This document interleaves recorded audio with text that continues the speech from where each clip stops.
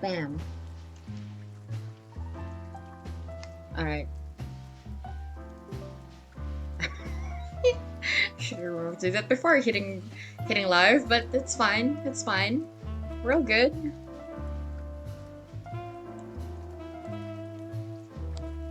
Uh, I'm officially putting Final Fantasy VIII on hiatus. It's stressing me out. Alright. Oh god. Okay.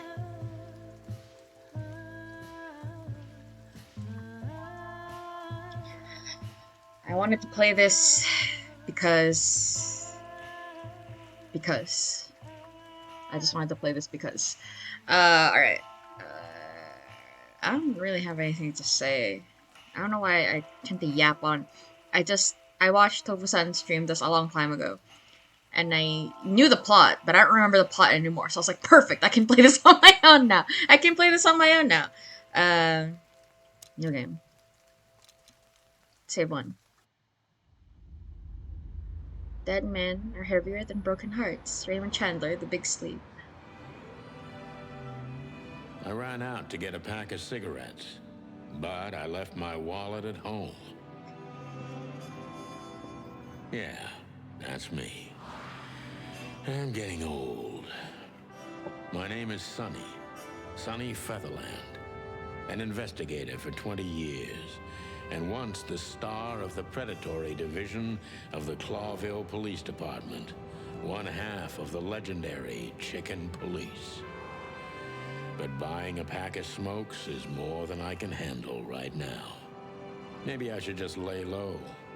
Yeah, I'll do that. The most colorful place in the wilderness. For all the gods, what bullshit. The last clucking color left this city years ago.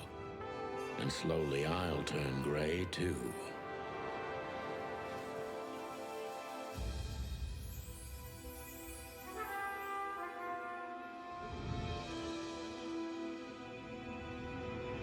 Still, what do I expect? We're living in a vast experiment, and don't even notice that everything got clucked up a long time ago. We believe in this wonderland of peaceful coexistence. Wolves and sheep, chickens and hounds. Yeah, sure, why not? It's just ridiculous. The dog eats the chicken. It's in our nature. I'm not propping up the illusion anymore. 121 days, and it's over. Retirement.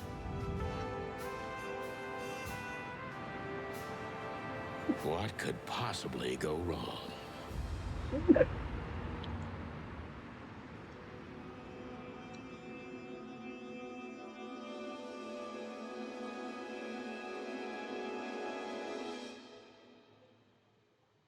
Hi.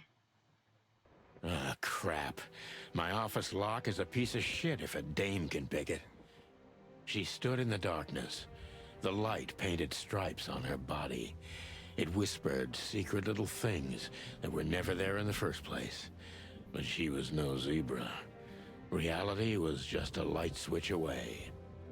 Elizabeth or Charlotte? I was sure she'd have a sophisticated-sounding name. She had a bygone look in her eyes, older than this ancient building, and perhaps the whole city itself. Or maybe I'm just drunk. But she was the first womanly thing in my place for a long time, so I had to give her a chance. Alright, hold on, let me audio slightly up. Yeah, let's see how that goes. Alright. Yes. I wanted to travel the world when I was a kid, but I think I'm gonna end up dead in here whether I like it or not. Okay. Behind that door lies the kingdom of dirty clothes, cigarette butts, and empty bottles. We used to be star cops a few years ago.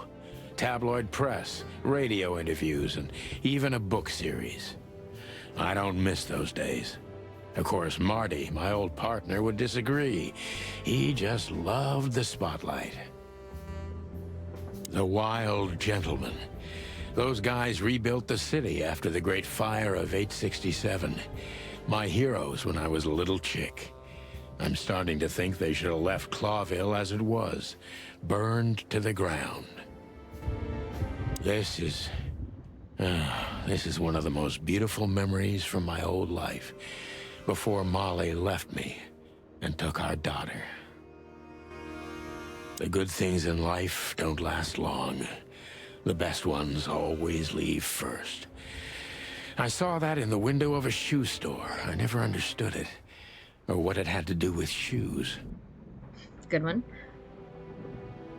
M.B. Davis, the eternal king of jazz.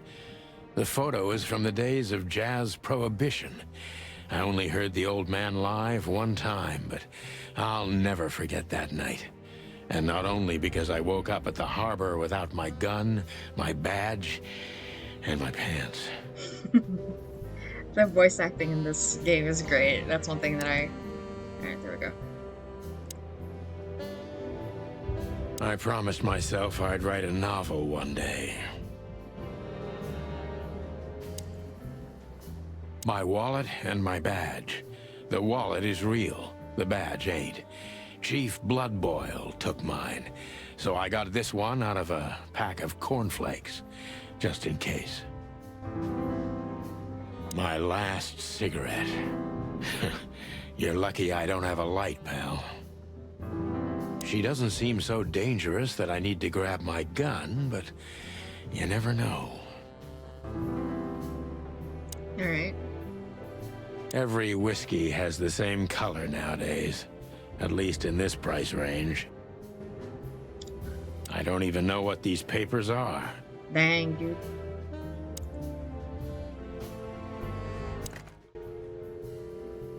I don't have any numbers to call. I don't even know where the key is. Whatever's inside is gonna stay there forever. I bet we're gonna find that key. Books I'm never gonna read. Maybe nobody ever has. Anything? Anything else?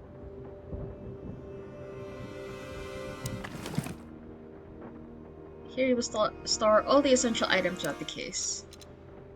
Nice. Oh man, I totally get you.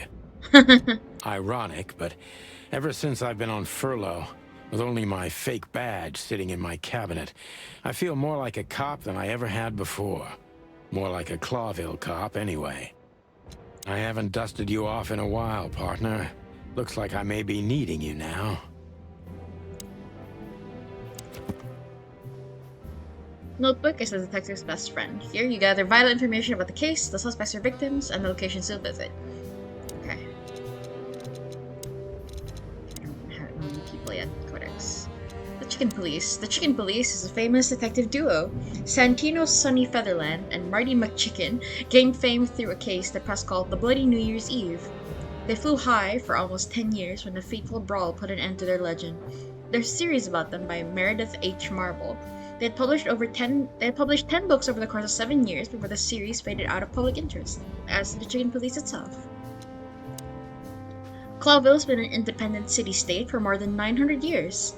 During the city's foundation, four nations had joined forces, represented by the 4 animal figures and the 4 hands on the crest of Clawville. In reality, the tribal alliance of the reptiles and the great insect clans had also played an essential part in the city's founding, but they never got to be represented on the crest. This gave birth to a political and cultural antagonism between the species. Clawville preserved its political autonomy and the dream that it's the only state in the wilderness where predator and prey of any race can live in peace. Hence it named the City of 1,000 Colors. Costuming points, scenes visited, oh boy. Green, I'm a greenhorn. Alright. I'm talk to this dame. Who is this dame, anyway? And what the cluck is she doing in my apartment on New Year's Eve? Let me introduce myself. My name is Deborah, Miss Deborah Ibanez.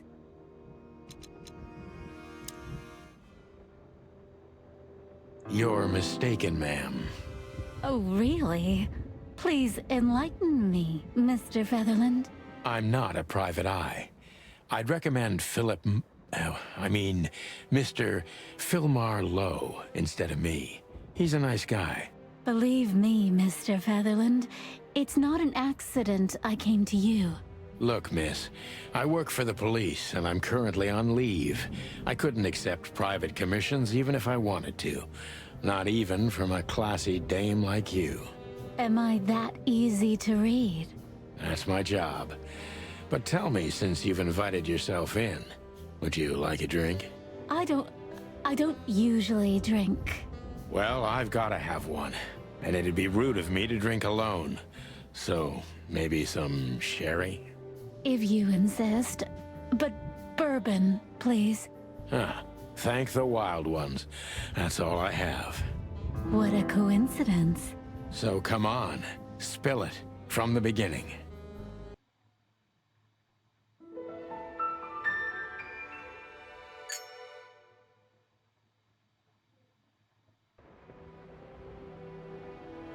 Okay. Deborah Ibanez. Species Impala. It even has the Latin name, the scientific name. Special feature, pretty and fragile, nothing too special. She runs errands for her employer. A sophisticated lady, but I don't think she's from a particularly wealthy or influential family. The Wild Ones. 3 gods are revered in most places across the wilderness. They're the Great Wild Ones, who make up the holy trinity of creation, destruction, and silence. Hariti is the goddess of creation, Tapti is the lord of destruction, and Nukbatiti is the gentlest ghost of silence and nothingness, keeping the balance between creation and destruction in their never-ending conflict. Oh yeah, that's right. The lore. Legs that go on for days. Deep, dark eyes. Silky skin and voice. You're in big trouble, pal. Oh yeah. Alright. That's better. Now, if I understand correctly, your mistress is receiving threats. What kind of threats, exactly? It's a very strange matter. First, there were letters.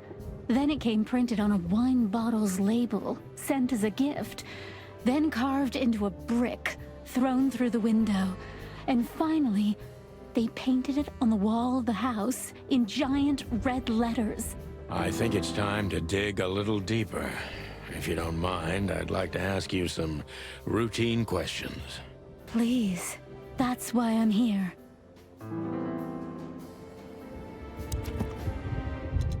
Clues. The victim, a lady, is a target of some strange threats. All of them are written. Okay.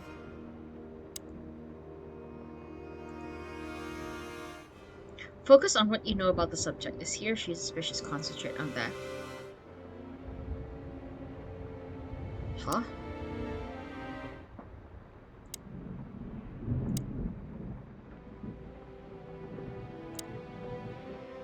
Detective Media is your best friend. It shows how well the questioning is going. Keep it on the positive side. I must be cautious and smart. This dame seems shy, which I can use to my advantage. But I must be careful about what I say to her, or I could scare her off. Let's start gently, and when the time comes, we can go in hard. The frontal view is a lot. Who exactly are you, ma'am? I'm not somebody important, Mr. Featherland. You're important enough to deal with such a delicate matter, right? I carry out the wishes of my employer, nothing more. This means simple paperwork, most of the time. You've been thrown into deep water, sweetheart. Tell me, can you even swim? Believe me, this is just as unpleasant for me as it is for you, if not even more.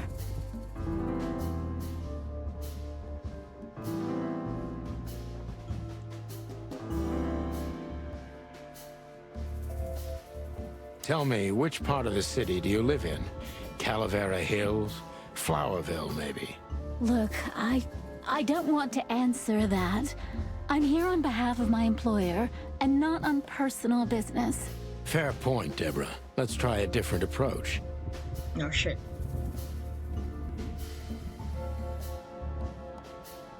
Why did you have to visit me this particular evening? I have my reasons. I may look like a silly little fawn, and maybe I am, but I still have common sense. I don't doubt that for a second, Miss Ibanez. This day is essential to my mistress, and she thought it's also important to you. A message in itself, for sure. But to be honest, even you are. You know what? I'll just take that as a compliment, even if it wasn't meant as such. Wait, is that a good thing? Is good? Bad? I don't know. Why did you come to visit me? Why not your employer herself? My employer is Miss Natasha Katsenko. She hasn't been leaving her home lately, only if she really has Brother, to. hi brother. How Oh, so? what great timing. Miss Natasha is afraid. She's scared because of those unwanted messages, and everyone knows who she is. Looking for tonight, brother. That's So okay, brother. she's that kind of woman. I don't know what you mean. Of course you do, Deborah. Thank you, by the way. We're finally getting somewhere. We avoided the point long enough. Deborah's hiding something, no question.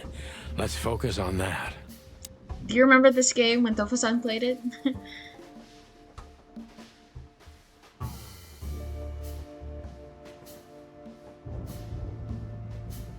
How did you get this address?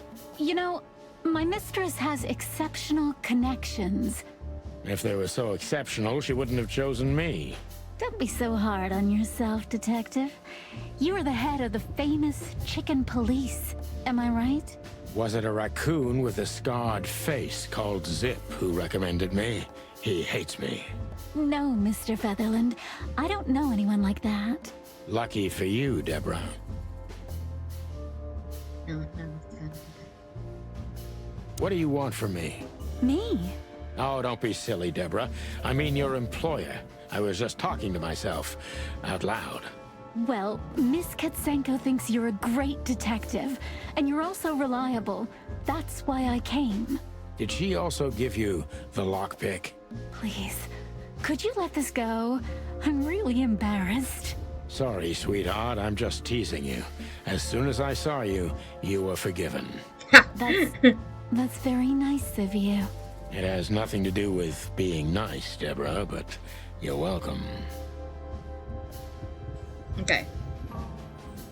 Don't you think this whole thing is a little suspicious? Look, Santino, I'll explain everything.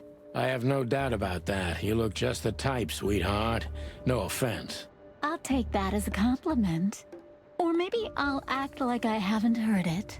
You see, we're starting to understand each other.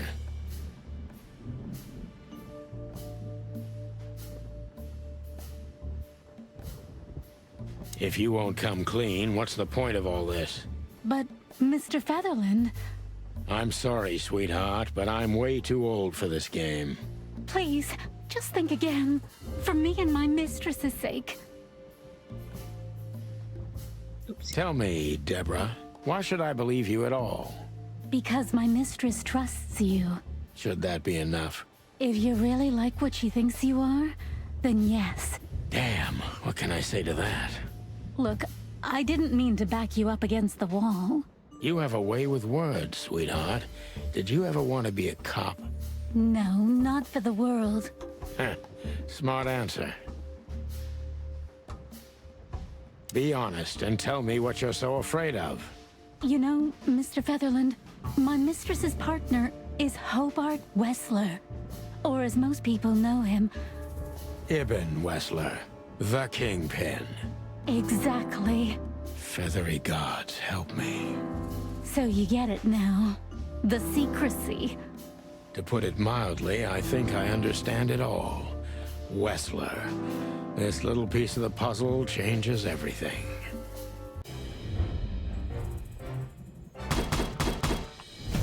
Not bad.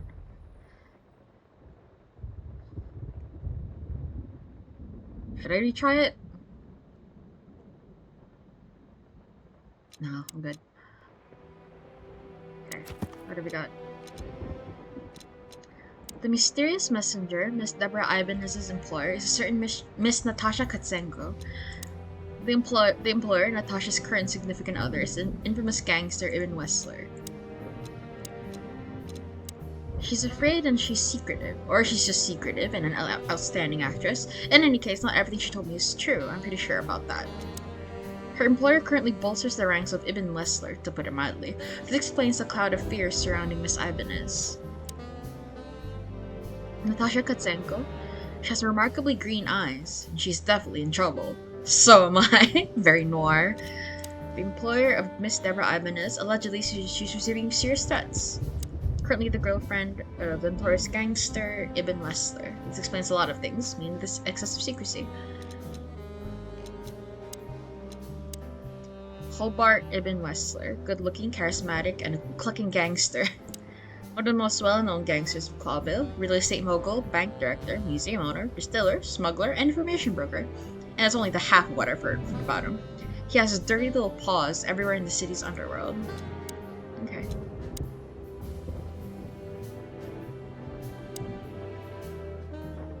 Why don't you take it to the police? Just go there and file a report. Photos, flashing lights, fingerprints, you know the drill. The evidence is very clear. Even a moderately talented detective could easily wrap this case up. Or just try the phone. 555-111. Please, take a look at this. Well, okay. Let's see.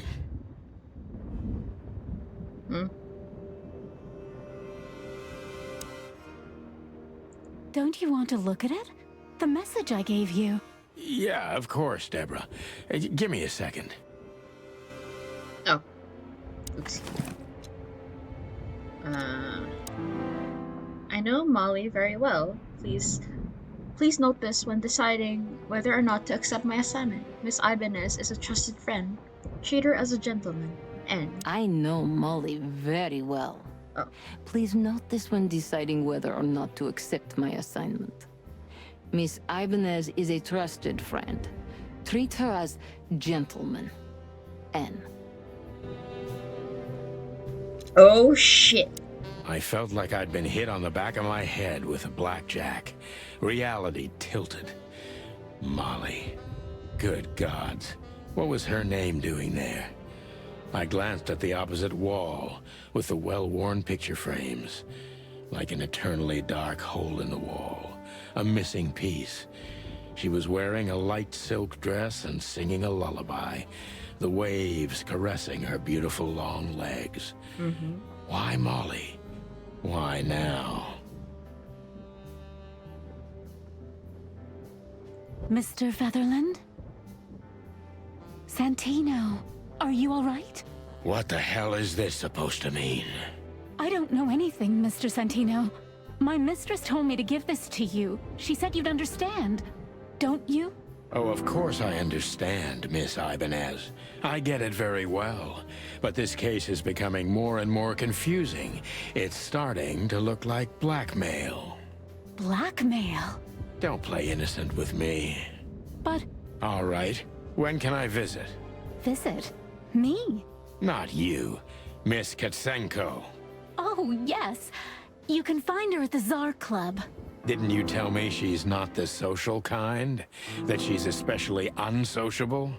Or does she only like loud and crowded clubs? No, she's really not like that. But she owns the place. Judging by the flyer, it must be a very busy club, especially on New Year's Eve, right? I'm sure you'll have no trouble finding Miss Katsenko. But there's one small problem, Mr. Featherland. Let me guess. Mr. Wessler better not know about my visit. Exactly. How did you know? 20 years experience, ma'am. Oh, and please, call me Sonny. It was a pleasure to meet you, Sonny. I'll talk about the rest with Ms. Katsenko in person. A good friend of mine would be happy to take you home if you'd like. I'd appreciate that, Sonny.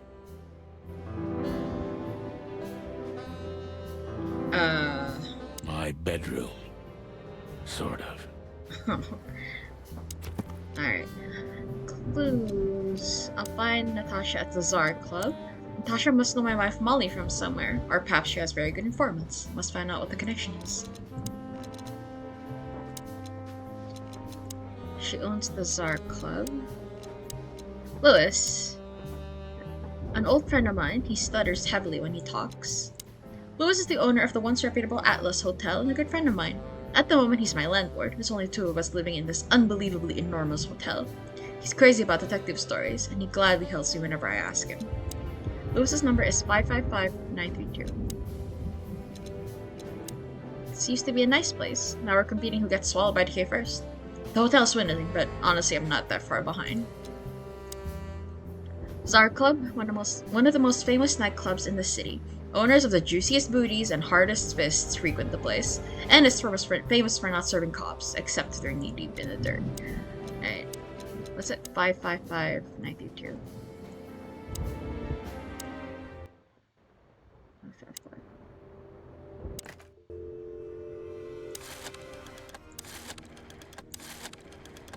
I miss these phones.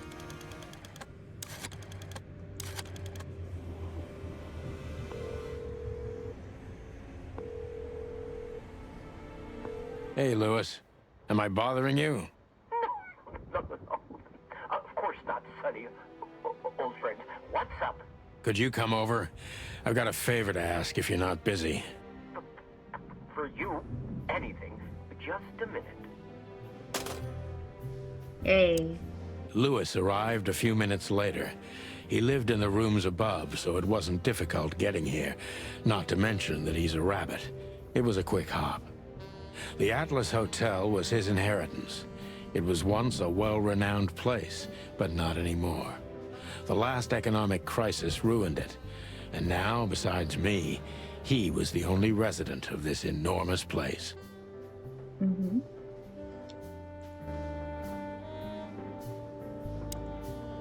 The good old rabbit. I can always count on him, even on New Year's Eve. Thanks for being so quick, Louis. Can you drive Miss Ibanez home? I have some things to take care of. Of course, Sonny. You know, anything for you. Thank you for being so considerate, Sonny. I appreciate it. Don't mention it. Goodbye, then. So long, Deborah. Before I visit the club, I have to take a detour. I've got a feeling that this case isn't going to be a one-man job. And there's only one bird in this city I can trust. My ex-partner, Marty. He's going to be at the station. I can only hope he'll be willing to talk to me. Okay. Clawville Police Department.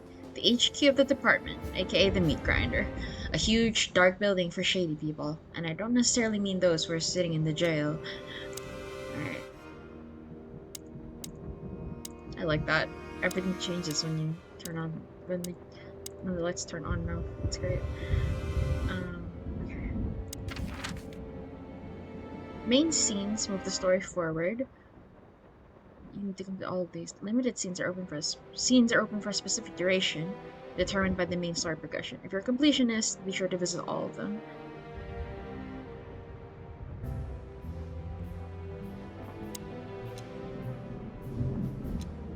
Okay. It has its own map. Oh my god, that's amazing.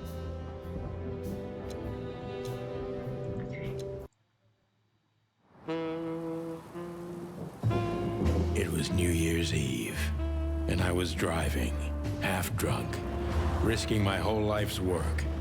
But still, it didn't feel any different. Every day was the same.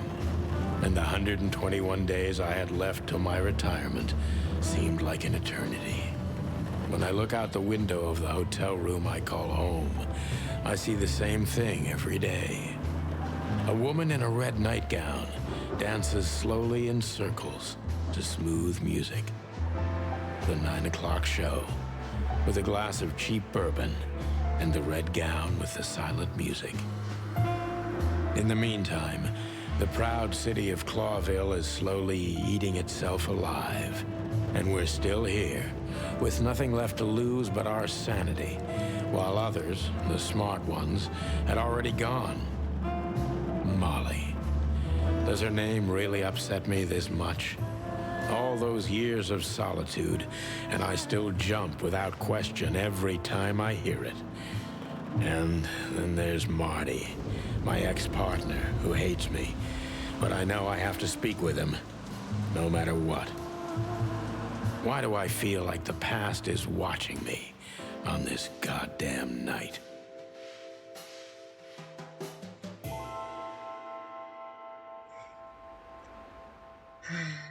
Chicken heads be damned. This game has got atmosphere I on knew point. where to find Marty. At the station, we'd always draw straws about holiday duty. Marty never joined in. He always took the New Year's Eve shift, even though he had someone to go home to. I understood. 10 years ago, we survived the night the press called the Bloody New Year. Forgotten by Clawville, but not by us. We both left parts of ourselves behind that night. Alright. This happened when that old bloodhound, Bloodboil, was promoted to chief of police. Back in the day, I used to patrol the city's streets in one of these. I don't miss it, but it used to have its advantages. Anything else? Oh. For the crown, for the king. Every time this poster disappears, good old Bloodboil puts it right back, immediately. I tore it down at least 3 times already. Actually, it's a kind of passive-aggressive game for us with the chief. I see.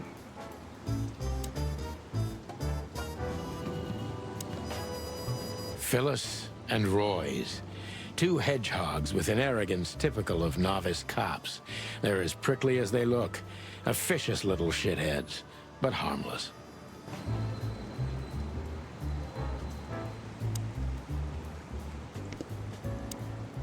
Well, look at that. Hey, Sonny, what you scratching out over here? I heard the big boss threw you out. Tough luck, boys. I may not be on duty, but I'm still a cop, just like you. Well, more than you. Hey, you don't have to be so peckish, old bird. By the way, you're in luck. Bloodboil's not in tonight. Malloy is in charge. Oh, God. That clumsy buffalo is here tonight. If he doesn't end up in a cell again, he's lucky. You got it. You looking for Marty, eh? I see you're still the brains around here, Phyllis. Yeah, I'm looking for Marty. Birds of a feather flock together. I see you're still the funny guy round here. You'll find the giant feather duster at the shooting range. As always. Hey, Royce, I'm telling you this because maybe you'll be able to understand.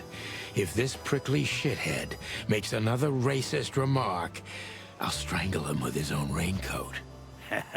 I'd love to see that. Hey, whose side are you on, you jerk? Alright. People. Royce. Carlton Phyllis. I hate him. Real little ass plug. He's small of a fish in the ocean to be worth bribing. Mason Royce. I hate him almost as much as I hate his partner, Phyllis. Big and dumb. Resembles my partner, Marty, a little. Except Royce doesn't have a kind heart.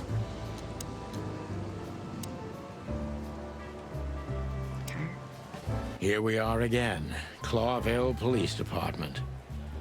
I've never been good at history, but if I'm not mistaken, this place has been a church, a hospital, and even some insane cult's secret hideout over the years. Anyway, the place holds the secrets of the ages, and some drunk pigs in the basement. I love the atmosphere.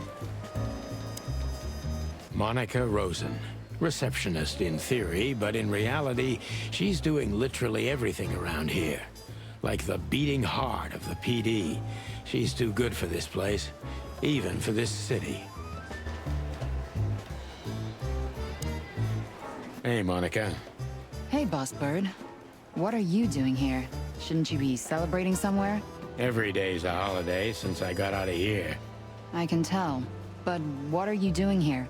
Are you here for a file? You know, I'm a little busy right now. Yeah, you could look after a few things for me, but First, I'd like to talk to Mr. Big Beak McChicken himself. Those two prickly assholes told me he's emptying the magazines in the hole. Like always. And if he carries on like that, he's gonna use up all our ammo. So it would be nice if you drag him out of there. You know how this day is for him. For him? You know I didn't mean it like that. Yeah, I know. Okay, so just sign here and you're good to go. Thank you, darling. Don't mention it, Boss Bird. New personal info. Monica. Rosen. She can watch over thousands of things at once, and she's an angel.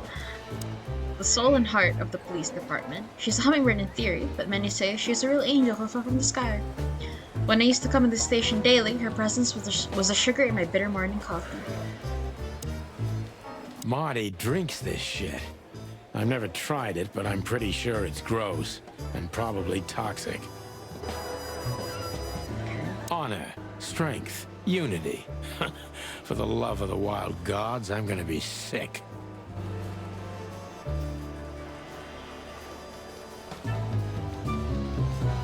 Officer Jardine. They say she's clever, smart, and dangerous. We need more of her kind in here. One of Blood Boyle's favorites. Mainly because he's a dog, of course. Mort Mardigan, a notorious deadbeat. Poor guy's been blind since his teenage years. But that doesn't stop him from running into trouble. What the cluck did he do this time? All it takes is one look, and my comb starts to tingle, which never means anything good. United in everlasting peace. Alright. Detective Chow Hound Bosco. He thinks he's a real alpha, but nah, he's just a lapdog. Damn. Holy wild ones, look what the cat dragged in. Hello to you too, Bosco.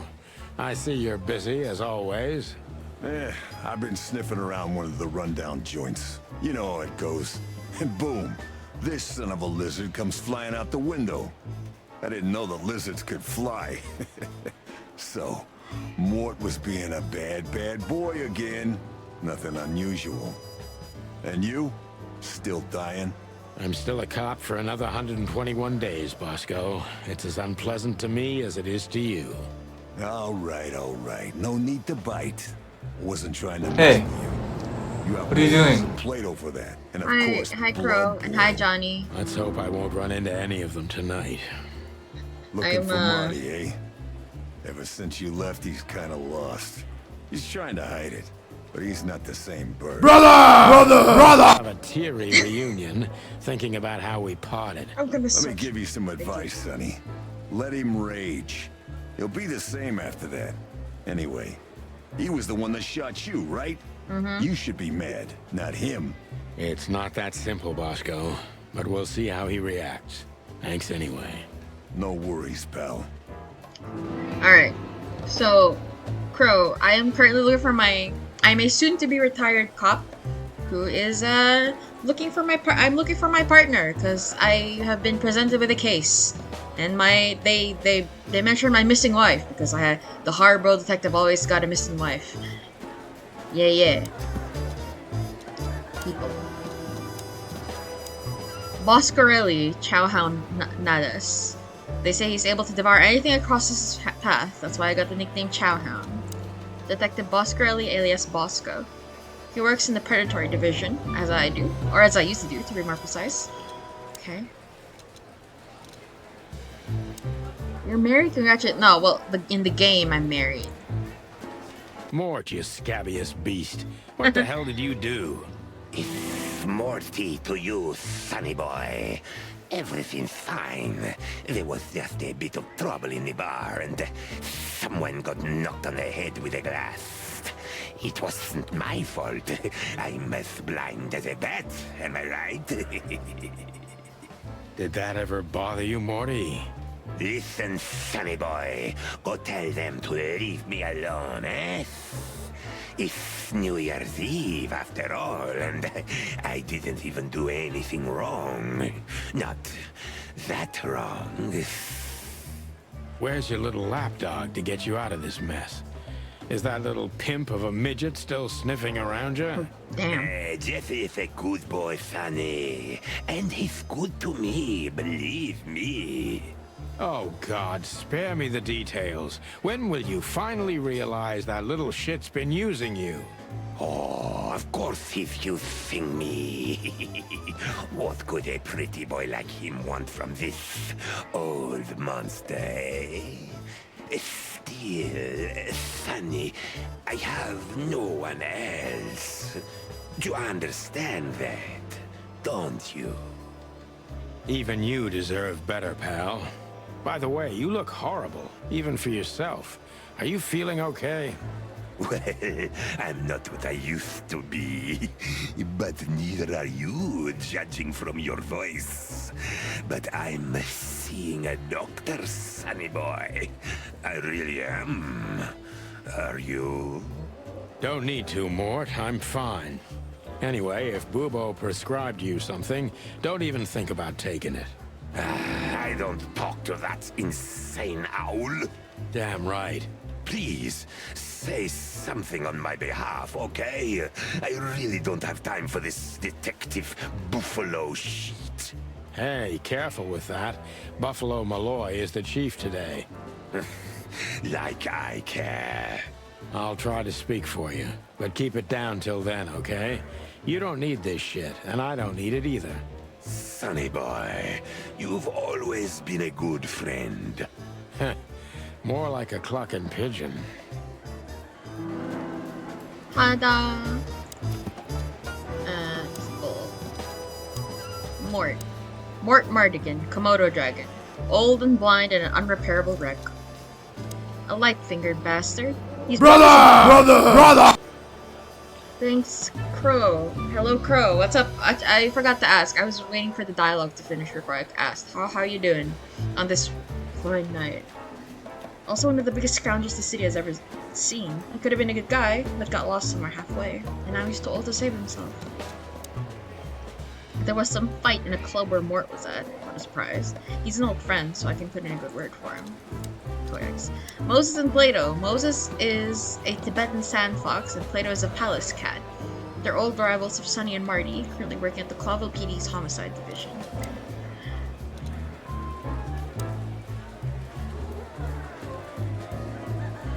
Is there anything else that I can look at here? Fine, just dealing with a slow shift. Okay, at least the shift is slow. I'm really not in the mood to meet Deputy Malloy, or any of my ex-colleagues from the Predatory Division. Okay, let's go to the stream range. This is gonna be a hard ride. Last time we saw each other, he had a smoking gun in his hand, and I was bleeding. I don't know how we can get past that, but it's worth a try.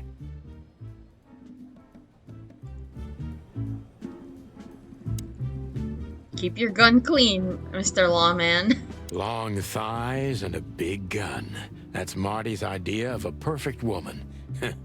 Can't blame him for it. If you let the ammunition boxes open again, I'll kick your clucking ass, Marty.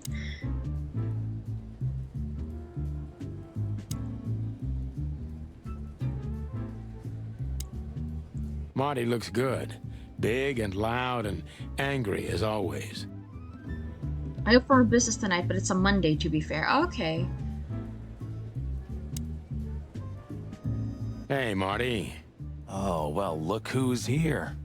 Hello, Boss Bird. What, are you lost? This is the PD building, you know? Cut the shit, Marty. We're better than this.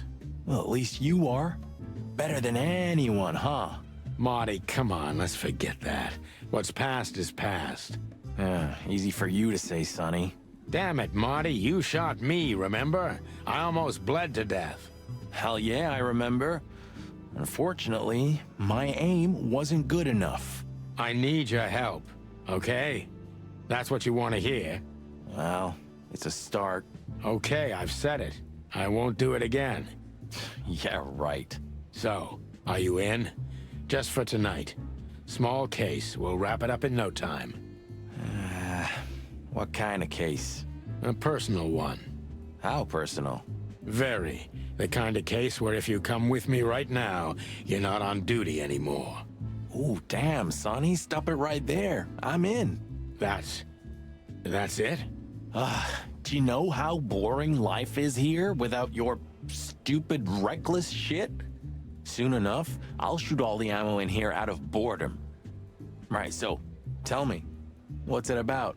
I'll tell you in the car. Ooh, can I bring Bertha? Ah, for the love of... Marty, this is a routine case. You can't bring your shotgun, okay? Bertha stays. Aww. Okay. But at least Susie can come, right? All right, Susie can come. That's what I want to hear. But shotgun, yeah, I know. What are these guns? Hey, there were 4 weapons here. Where are the others? You're not bringing them with you, I hope. Well, we're going to a bar, aren't we? Yeah, that's the point. And? What? A buffalo killer and 2 handguns? We're only there to sniff around, not start a goddamn war. Yeah, war, bar, what's the difference? And it's frickin' New Year's Eve, right? Of all that's furry, you know what? I don't even care. That's the spirit. Seriously, Marty, why the hell do you need 3 guns? Who said I have just 3? Damn. Seriously, Marty. Who said I have... Okay. Should I do shooting practice? Fine. Get a hint. Aim your gun at hostage enemies, avoid shooting hostages, simple as that. Okay. What's the opposite? You need to regulate. Say the westerns. Okay.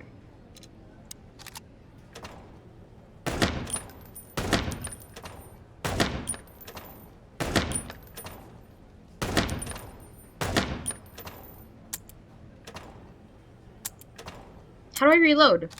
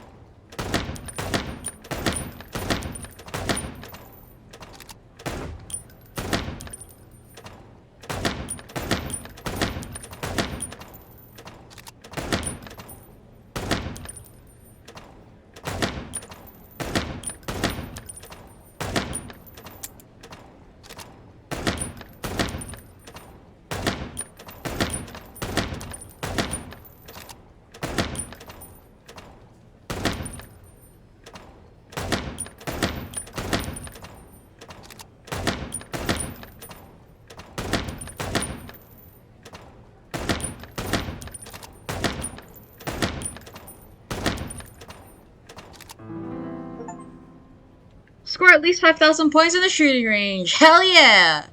I didn't beat Sunny's high score, but whatever. Leave shooting range. Hell yeah. Okay. People. I don't know. Martin McChicken.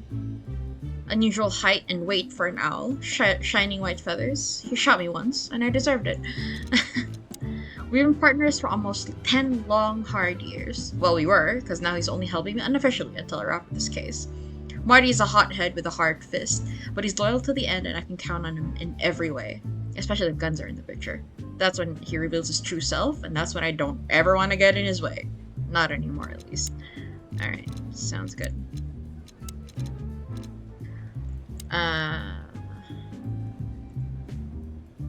Right. Still drink coffee? Yeah, my only poison. Except for guns, of course. And women. We could visit our old haunt. What do you think? Oh, a nice cup of Zips coffee and the hot dog. I'm in. Oh, and maybe we'll get into a little fight too, huh? If it comes to that, I'm leaving you without a blink. Oh yeah, like last time? Those were, different times, Marty. With a different Sonny. Well, all right. To the city, then. You don't have to come with me, you know. Okay, I know. Let's go. Sonny, there's a little problem. Not so little, and it smells, too. What the furry hell is Blood Boil doing here? Ah, well, it seems we can't avoid speaking to him. Oh, Uh-oh. yes, we can. You have your rifle with you, right? What? Just kidding. Sort of. Oh, darn it. When you left, When Blood Boil kicked me out, you mean? yeah. So that affected even her. Why? Because she can do her job in peace, finally? You know that's not what I mean. Yeah, I guess. We're leaving, sweetheart. Stay safe, boys. I'm glad to see you two together again. I'm afraid you're alone with that. Hey, don't make me change my mind. You won't, Marty. I bet you can't wait to get mixed up in some serious trouble again. Yep, that's true. I'm serious, boys. Be careful out there. We're big birds, Monica. We can take care of ourselves. Mostly. Okay, but take care of each other, too. Will do, Monica. Yes, ma'am.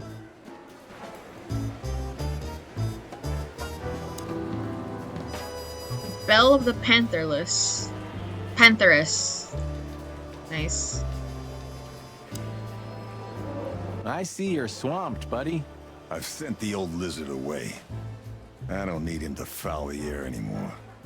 I hate his kind anyway. Well, because he's a reptile. No, because he's a good-for-nothing piece of shit. No, yeah, that's true. And you? Are you letting off some steam? Something like that. We'll go and check out some seedy joint. We're cops after all, ain't we? And this is still Clawville. That's true, pal. Protect and serve. Yeesh, get a room, you two. Ah, shut up, Marty.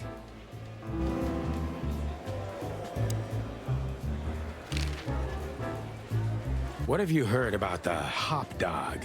Is it still standing? Yeah, it is. But I don't frequent that neighborhood. You shouldn't either.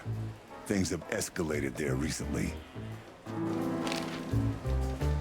What do you know about Ibn Wessler? What's the old rat been up to lately? They say he's keeping a pretty low profile these days. But he's been seen in the company of the Attorney General. Attorney General Hamtaro, eh? That's interesting. Thanks. Why are you so interested in that rat? If you want another hole in your comb, I could help you too, you know. It's just professional curiosity. Yeah, of course. And I'm a fluffy little Labrador. Whoa, whoa, whoa, you forgot to mention this nugget about the case, Sonny. Ibn Clucking Wessler? What the hell did you get into? Far as I remember, you didn't let me tell you in the first place. Well, you're in now. No way back. You're a piece of shit, Sonny, you hear me? What's this all about? Easy, chicken. I'll tell you everything soon enough. Let's just get the hell out of here first. If I already told you it's a pleasure working with you again? No, but that's always good to hear, partner. Cluck off. Why is it so quiet in here? Shouldn't it be a madhouse by now? The midnight madness is yet to come, Sonny. Just wait for it. My time's too valuable for that, pal. And you're trespassing. Rules of suspension, remember? I can see you're up to no good. Who, us? Ridiculous. If you say so. But I advise you to keep it low. Especially you, Sonny. How many days do you have until retirement? 121. 120 soon. Don't be a knucklehead and get yourself fired. Thanks for your eternal wisdom, Bosco. I'm definitely coming to you again next time. Nice. Can I ask Monica? I can ask. I can. Darn it. The chief doesn't seem to be in a good mood. But he never is, actually. Alright, let's talk to him. What a surprise. The two pigeons back together. And without my permission, of course. Chief Bloodboil. Damn. What was that, Santino? Nothing, sir. What a lovely evening. Am I right? I don't want to hear your crowing, Santino. What the hell are you doing here? Hey, hey, hey. Careful with the racist barking, old hound. Oh, it's getting hot in here. Can we just skip this part? It's New Year's after all. And you're on duty, if I'm not mistaken, Martin. Where do you think you're going? That's it, boss. To serve and protect. Sonny was in the neighborhood and stopped by to say hi. He's a cop too, right? Only on paper, and you know that very well, Detective. I don't want any trouble, boss. I just wanted to say hi to Monica, and then this feather pillow showed up. I invited him to grab a quick coffee. You can allow him that much, can't you? Your coffee breaks usually end up in shooting or brawling, chickens. Oh, just a coffee, boss. I swear. Oh, have a heart. It's New Year's Eve, and I haven't seen my old partner for so long. How touching. You shot him with a shotgun, if I remember. Family quarrel. For all the marrow bones of the world, get the hell out of my sight. Have a lovely evening, boss. You especially. Fuck off right now, Santino. Alright, now I'll make you hungry. I got ramen, kimchi, and rice. Okay, well, kimchi was complimentary side, but man, it's a hit or miss for me. Was it a hit or miss this time, or what? Blood boil. Lucius Wilford Bloodboil. The chief is a real legend. He also hates me. He's my boss and a living statue of justice. He is tough, ruthless, and above all, unbribable. And of course, he's a racist bastard, but still. I don't want to be here when he retires to witness how chaos devours Clawville for good. Damn. Places. Top Dog. The place is famous for its exceptional coffee and the exceptionally frequent whims that take place around it. Well, it's not an assurance of life operating any joint outside of Roachtown. Sorry, Club. Codex. The Hive. The Hive Roachtown Cobbler District. The Cobbler District, also known as the Hive or Roachtown, was once part of the city, but then became a walled-off ghetto where 98% of the city's insect population is forced to live. Currently, the biggest threat to the city are the riots in the Hive that have almost driven the city-state to the brink of civil war multiple times already. Lore! There's world building in my Animal Head detective game. Decent this time, just want more spice. Okay, gotcha. Kimchi is also a hit or miss for me. I do not usually go for kimchi unless it's mixed in with something else, like a kimchi fried rice. My mom makes really good kimchi fried rice.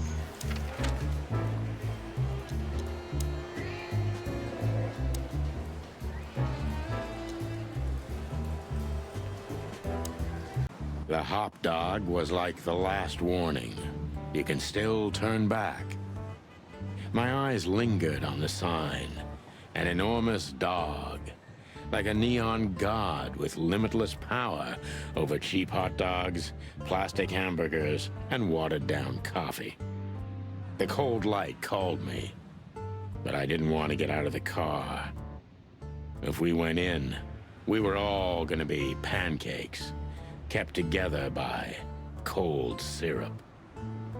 Marty's worried look shook me out of my reverie. Oh, cluck. Was I talking to myself again? I had rice with pork chop earlier, so it didn't work that. You didn't make me that hungry, so it didn't work this time, I guess, Crow. Hey, fly guy. Look at the poor bastard. He's looking okay, Marty. Remember what we saw when we worked at the Hive? Wild ones. Don't even remind me. Trying to forget that shit every day. It's been even worse since. I guess you heard about the riots. Who hasn't? You know, people are afraid that the Great Fire will happen again, and those hive houses are pretty flammable. I don't speak of the devil, Marty. But to be honest, I have no idea how this insect matter can be solved. I do. We just open the ghettos and let the insects live among us like they did for centuries. Your heart is pure gold, buddy. But you know it's not that easy. Clawville isn't what it used to be.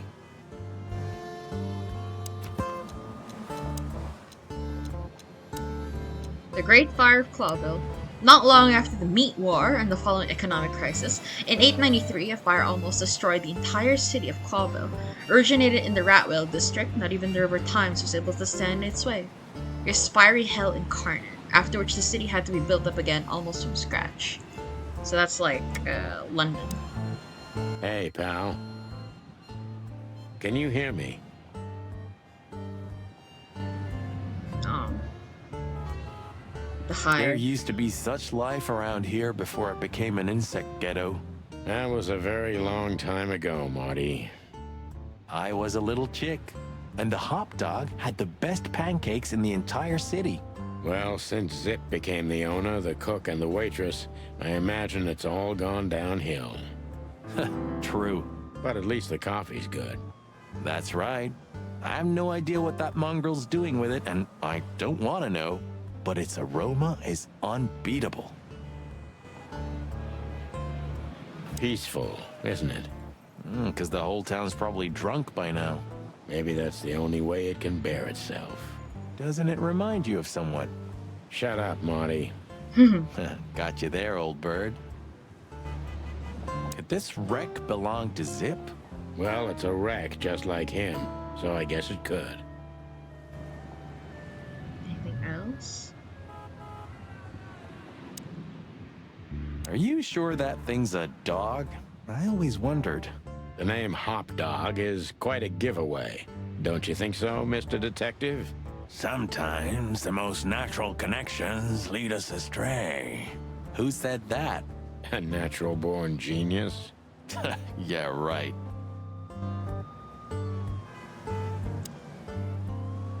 Okay.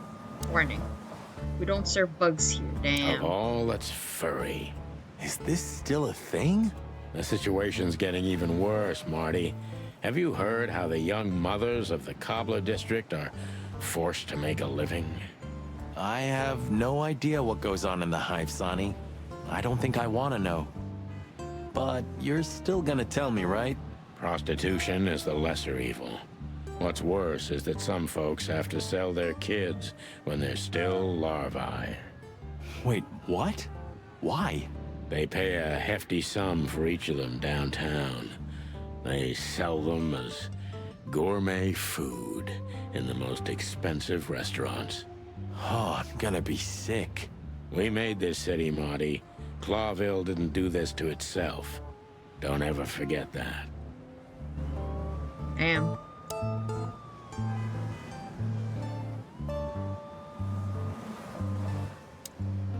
Ugh, the place is deserted. Poor Zip. You're right. Yeah, the guy's middle name is Bad Luck. That's for sure. We visit the hot dog after the first police scene. Hell yeah. People. Right?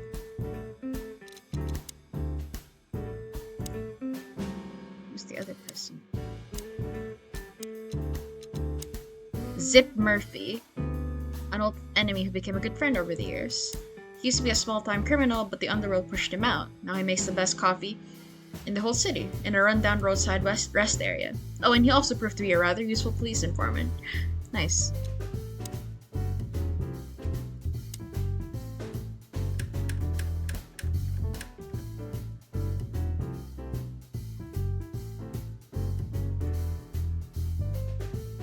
Nice.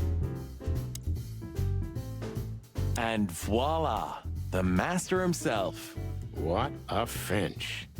Sonny, he's a pigeon, not a finch. Don't make me angry, Marty. Okay, I was only joking. Caston Mavis, the new star of rock and roll.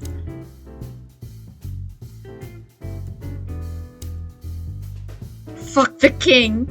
Where all the colors What go? insight? Well, that's a good question, pal. The highlight of my day. Yeah, I can smell it already. How does he make the coffee here so special? Look at that mangy trash panda and tell me, do you really want to know? You're right. As always. The door didn't look like this last time. Yeah, because last time you tore it out and beat that baboon with it. Oh yeah, I remember now. So that's why Zip remodeled the whole place. He had to. We didn't leave much of it standing. If I didn't know how nice we are, I'd almost hate ourselves. Welcome to the club, partner. Sorry, I'm not talking much. I'm just enjoying this. almost ham and tomato, quasi meat and cheese, all but bacon and chocolate, or all for foul pancakes. Touche souffle, smellin' souffle, peanut souffle with parched vegetables? Those do not sound... You still don't eat meat, old man? I'm a rooster, a chicken. Why the hell would I eat meat? I don't mean real meat. I'm not a lunatic. But a meat substitute? There's about 10 different kinds. Have you never tried any of them? Why would I? If I don't eat meat, why would I eat a substitute? Because you can. That's the point. Wild gods, Marty. Stop being such a sheep. Do you fall for those adverts? Substitute isn't meat, Sonny. And if it's tasty, why wouldn't I eat it? I don't care what you eat. But don't be surprised when you lose all your feathers or you try to bite off your own leg one day. Fair? What's the codex say about that, eh? Meat substitutes. Meat replacement or meat substitute foods made it possible to reduce meat consumption, predation, and domestic cannibalism in the whole wilderness. These products are widespread nowadays and are not only popular with predators but all kinds of animals. He sure didn't get any younger. Or prettier. Think he's still mad at us? Frankly, Marty, I don't give a damn. Hello, boys. Now, get the hell out of here while I'm asking nicely. Hey, is that how you greet two old friends? Hey, I'm not joking, Sonny. I got a shotgun under the bar. No, you don't, because if you had, we'd arrest you here and now. If there's still life in you when you're full of buckshot. It's going well so far. We're just here for a coffee, Zip, okay? Like old times. Nothing's like old times. Haven't you noticed? Yeah, as a matter of Buckshot fact, Pro. it's quite noticeable. Shit. All right. And where'd you blow in from? We haven't been anywhere yet, but we're going somewhere. Everybody's going somewhere, right? Tell me, how much do you know, Zip? That depends. How deep is it? Bottom of the well kind. Goes down around Ibn Wessler. Holy hell! Wessler? You've dipped your wings in deep shit, boys. If you've got anything on him, don't keep it to yourself. We'd be grateful. Grateful. Maybe you're not gonna trash my joint this time, eh? You know, Ibn's acting strange nowadays. He always believed that if you want something done, you do it yourself. That's how it was for years anyway. And? But now, he left his real estate, the fish racing clubs, the casinos, and the bars to his right-hand man, Mongrel Mick. And ever since, he's been kinda weird. Bottomed out. Brooding in the seediest joints of the city. Bottomed out? Nobody ever knew him to be like this. Weird, huh? Yeah, weird. Do you think it's about a lady? It's always about a lady. Well, there is a woman. I knew it. But not like you think. Is this gonna cost much?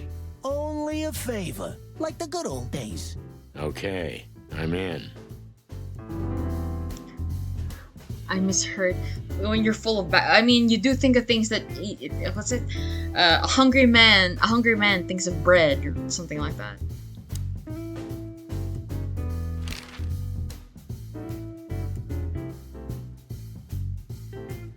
So, Ibn's gone insane. Love will kill you in the end, they say. Seems like everyone's in a poetic mood today. You're one to talk, by the way. Huh? Why? Have you ever been to that place? Of course, 100 times. Everyone who matters in this city's been there. Sorry, guys. But then, it had a different name and a different owner. Business affairs, right? Yeah, that was the dark era, Sonny. I don't want to talk about it. Roger that.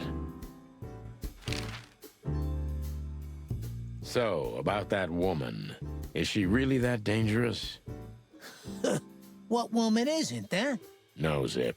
I mean really dangerous. She's got the most influential gangster of the city wrapped around her finger. She calls him her little furball. How dangerous do you think she is? I was cleaning my copy machine at work, and oh my god, it was super dirty. Oh my god, I can imagine. You gotta clean that shit regularly, man. You didn't get any younger, pal. You're telling me? You look like you haven't had a good night's sleep since forever. To be honest, I've never had a good night's sleep in my life. You will when the big sleep comes. And what are your plans? Dying behind the bar? Of course. You got a better idea? A couple, yeah. But somehow this suits you. You know what? Your mother's a goat. I've got to say, you've revamped the joint pretty well. Yeah, after you trashed it, I had to.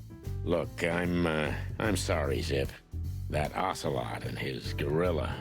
Baboon, not gorilla. Whatever. Sonny, watch your beak.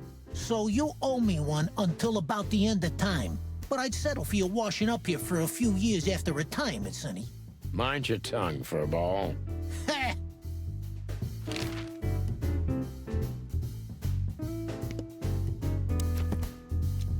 People. Evan Wessler. He's been acting quite strange recently, as if he was trying to withdraw from his own shady businesses to live a simple life with simple pleasures. That wouldn't be a problem in itself, but this just isn't like him. Okay. It was an espresso machine, and there was an extra part that needed to be cleaned that I discovered off a random YouTube reel. It's good that you were being thorough about it, man. Zip is getting old. He still has his connections. It's worth questioning him. It's worth questioning him about everything, but time has had its way with him too. Zip was delivering information to Ibn up to a couple years ago. He was already working as a police informant then, so he may have been reporting to both sides. Sneaky little bastard. Excuse me. Fucking no. Mongrel Mick the Marauder. Mick is one of the most infamous henchmen of Ibn Wessler, known by many rather scary nicknames thanks to his cruel nature. Sonny and Marty have crossed paths with Mick before, and it took a lot of effort to get out of those encounters with feathers intact. Okay.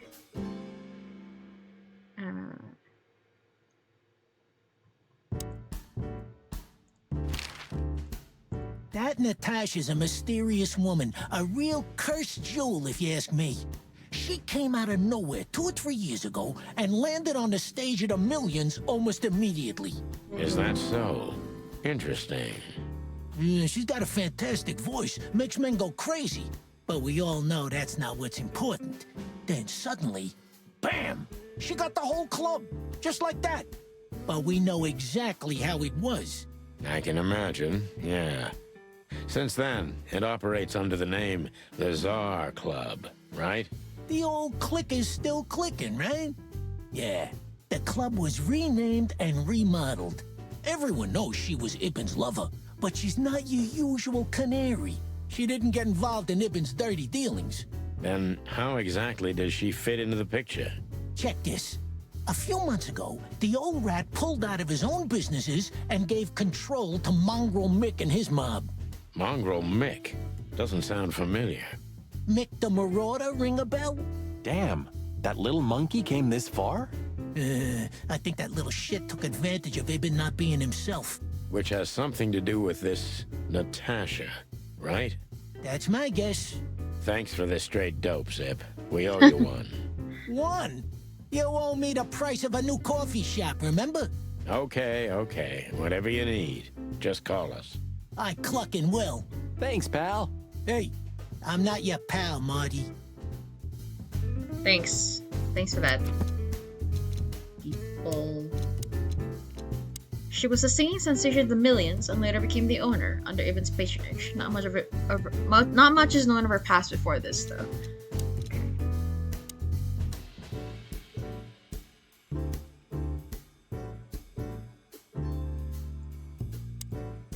You sure talk a lot. And maybe the past is haunting me. Once a rat, always a rat, right? Aw, come on, Zippy. Don't be so hard on yourself. You got out in time, and you've been living an honest, ordinary life since then, haven't you? Yeah, right. How lucky am I, eh? It's more than what many others get, believe me. Okay. Do I move now? I guess so.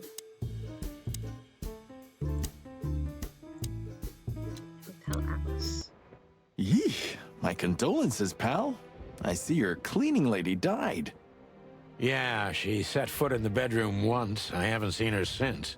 I didn't dare to go after her. Oh, I wouldn't want to go in there either. But what's that smell? Cigarettes and whiskey. Yeah, with a hint of dirty laundry, but no, this is lavender? Ah, that. Now, that's got to be the Ibanez dame. You know, the broad who gave me the letter. And the job, obviously. Ah, pretty, huh? I can smell it. She's an exotic, too. An impala, maybe? Furry hell. That's why Chief Inspector Bloodboil hates you so much. He's jealous because your nose is better than a clucking bloodhound. The bitter old dog. He just hates all foul. Ah, true. Except for Monica. Monica's a fairy, not a bird. So, what now? Well, let's gather my stuff and head to the club. We gotta find out who this Natasha is and what she wants from us. I mean, what she really wants. After you, Boss Bird. I wouldn't like to touch anything in here anyway. If it's okay, I'll just stand around and stare out the window. Sure, just do it quietly. Alright. My wife took all the good ones. She knew they'd only gathered dust here, and she was right. I'm gonna clean up here one day. Yeah, and one day the sun's gonna explode too. Have you started on your great novel yet? I've already started working on my will, but I realized I'd have to leave everything to you, so cluck that. Huh, pity. I've always wanted a chicken coop smelling like old socks and bourbon. You'll have to earn it first, Marty. Nice. Huh. The old days. You know, I miss him sometimes. What? The hype? Us as celebrity cops? Nah, the work, the buzz, the phone ringing at 4 a.m. and knowing if you pick it up, you'll be dragged into something terrible, because that's your job.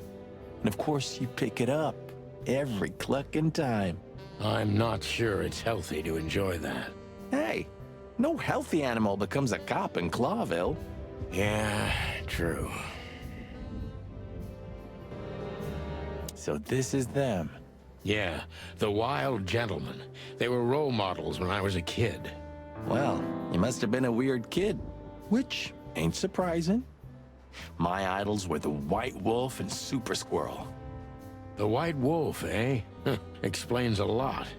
You know, when I was back in Averia, Clawville and the whole let's live together in peace bullshit seemed like an unattainable dream. Those guys made it happen. The city rose from the ashes of the Great Fire. Yeah, but look at it now. And what would have become of you if you hadn't ended up in Clawville? Maybe you'd even be happy? Perhaps. Who's that shaggy creature? That's M.B. Davis, you bird brain. Politician? Am I gonna have to smash your beak?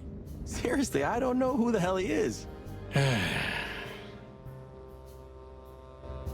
Bird brain. It was you, Crow. I didn't know you used to be a kindergarten teacher.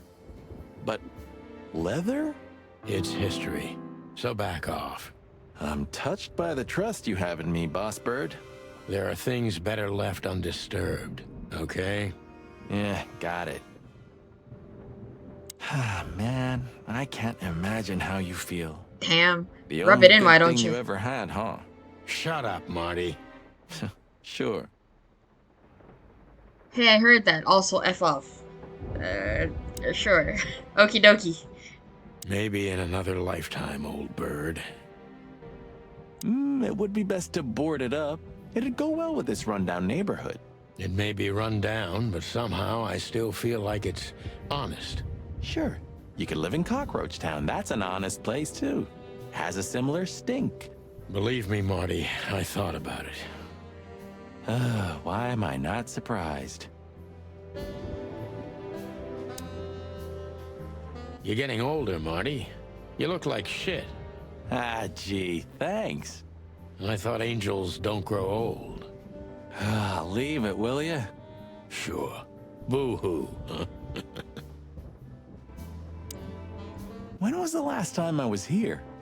I don't know. Years ago. When Molly left.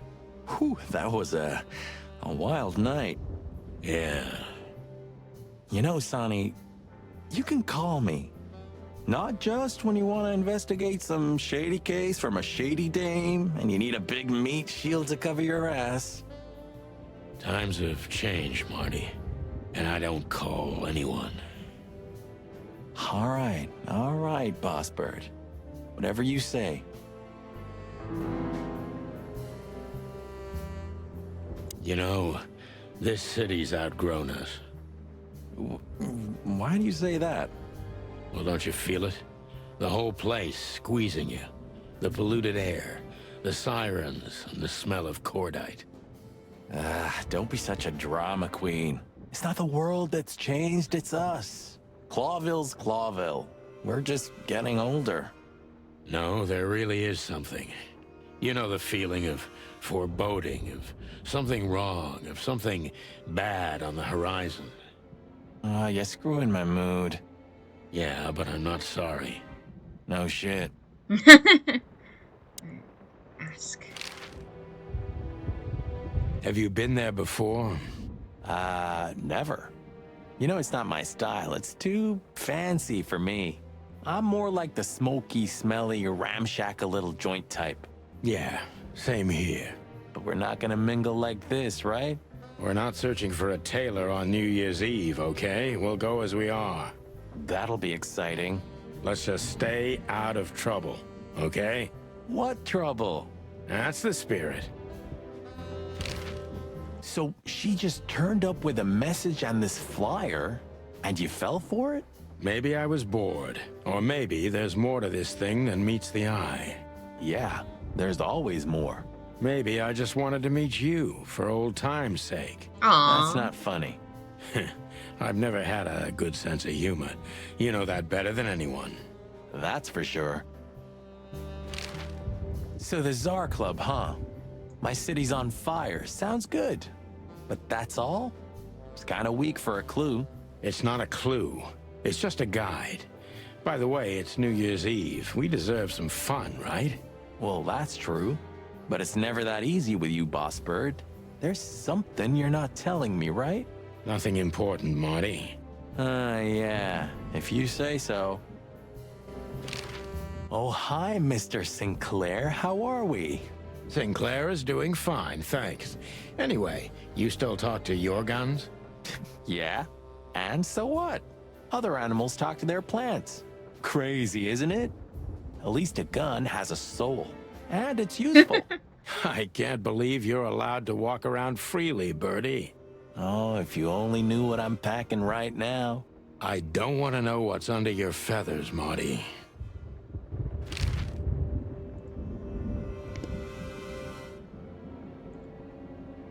Anything else? I'm gonna clean up here one day. Oh, yeah. And... Just a bunch of useless crap in there. Okay.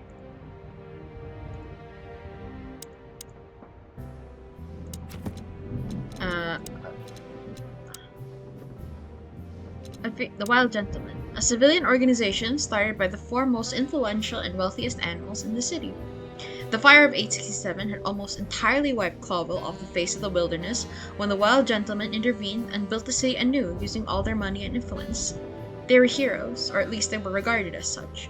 Some believe the fire was their doing, and it was all part of a national conspiracy, but most likely we'll never know the truth.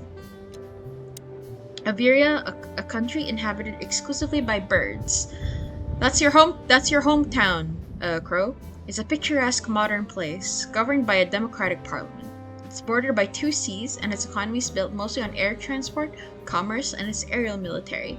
The country is on neutral terms with almost every other nation, and except for the Great Meat War, had kept this standpoint throughout all known history.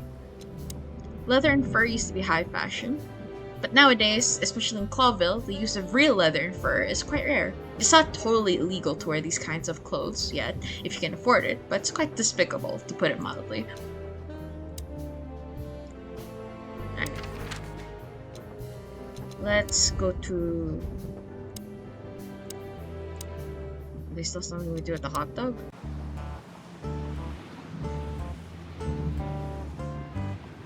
Go to pancakes.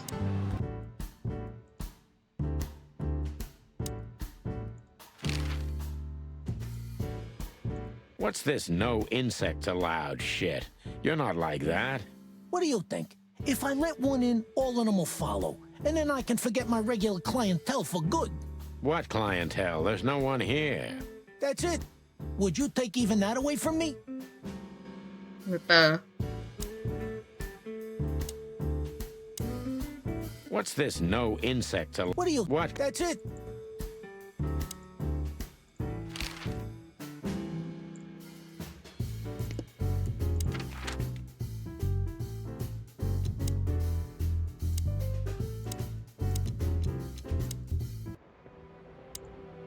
So, am I staring quietly enough?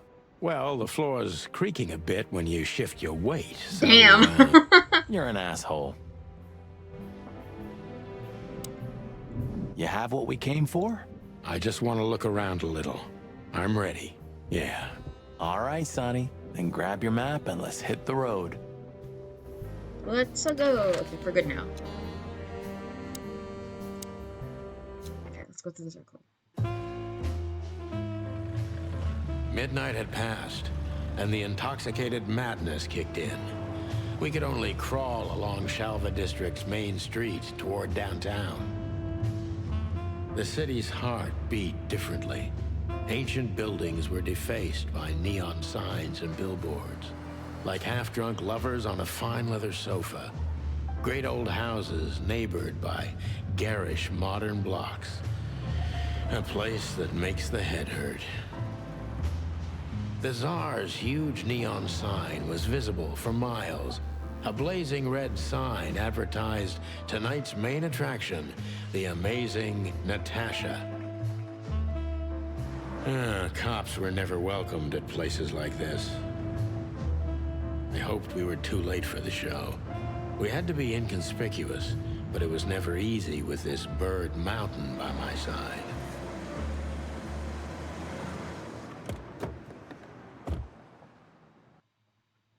Ah, so this is the famous Tsar Club.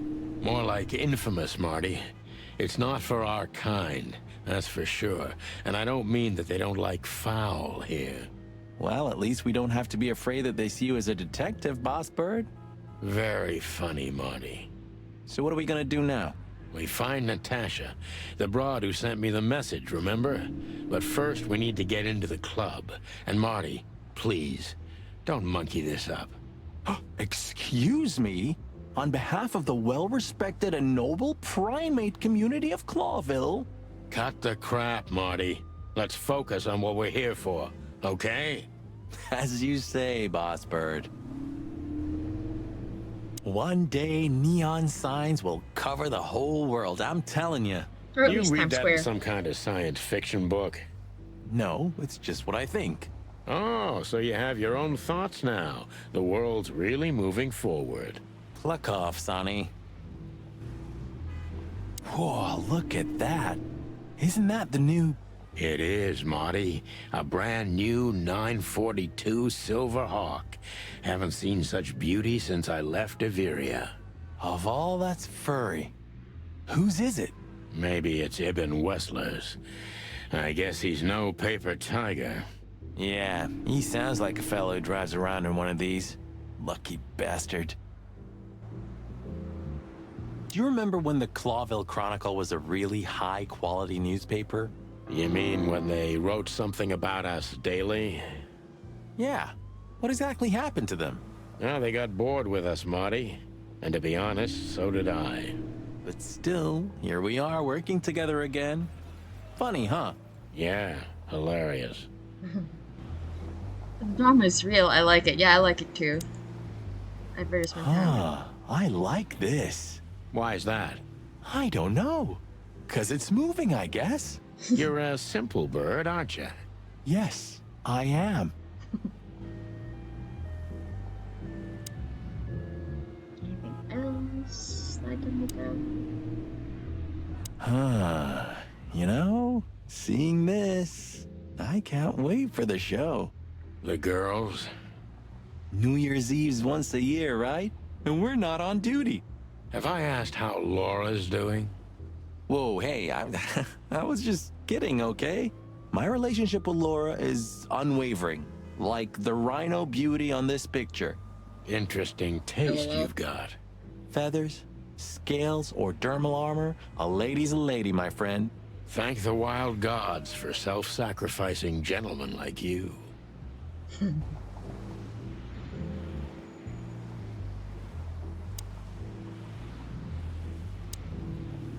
Hey, that's your old friend, right? Wait, what was his name? Lawrence? Lamar? No, Liam. Lewis. Yes, it's him. To be honest, Sonny, I always thought that guy's not all there in the head. Nobody's perfectly sane in Clawville, Marty. But if not for this old rabbit, I wouldn't be here today. I'll never forget that. Should I thank him for that? Or kill him for it? You're reading my mind, boss. Sonny, my dear friend. Hi, Lewis. This is my partner, but I'm sure you already know. You have no idea how happy I am to meet you, Mr. Marty. I'm a big admirer of your work. Pleasure's all mine, Lawrence. Lawrence? Anyways, so, the legendary Chicken Police back together? Isn't it amazing news? Don't ruffle my feathers, Lewis. Those days are long gone. We're just here for the entertainment. Or something like that. I see. Well, that's a shame. See you inside? I have something to do, my pal, but I'll try to make it for the main event. Okay then. Catch you later, pal. After full cleaning the machine, the coffee tastes so much better. Hell yeah. Nice. Honestly, I think these types of women only see faceless tuxedos, cufflinks, and wallets. And in the mirror, they're just brooches, necklaces, and earrings. Don't be so radical, Marty. They're women. They live by different rules. That was kinda deep. It's not. Just bullshit. There's more where that came from. Ooh, teach me, master. When you're old and wise like me, you'll realize none of it is worth a damn thing. Wait, that was deep again, right? Maybe it was, Marty. Maybe it was. Amazing. Brutus? Roaches? Foxwife? Yeah, everything reminds you of him, huh? Everything reminds you of him. Let's see. Codex. What up? Clawville Chronicle is the most read and highest quality newspaper in the city. It's so famous that it's also being read about beyond Clawville's borders, and not just in the colonies. This was the paper that first published an article about the two heroic roosters, aka the Chicken Police. Excuse me. The article was written by Timothy Saltwater, the Seagull journalist who has since become somewhat of a legend himself. It does. I miss him. You can play the game again to see him, so you can see him again. Jeez, look at that guy. That's not a guy. That's a demon. Straight from the dog-eared pages of a cheap detective novel. Yeah, I bet his name's Bill. Nah, he's definitely a Bob. $5 for Bill? Okay, I'm in. Howdy, pal. Gentlemen, how can I help you on this wonderful, chilly night? We're expected in the VIP lounge. My apologies, but I don't remember ever seeing you gentlemen here before. May I ask? Stop right there, big guy. I get it. Yeah, I know exactly how this works. So what do you have to do to get in? Nothing's easier, sir. Are you on the list? The list? Yeah, Don't tell me you forgot. I'm afraid I did, Marty. Sorry, big guy, but I'm pretty sure we're not on the list tonight. That's a shame. I'm really sorry, sirs. In that case, you can't come in. Yeah, right. Thanks. My pleasure, gentlemen. I got the internet, thankfully. Oh yeah, have you seen? I've been seeing like tons of fan art of him and Hinako. It's great.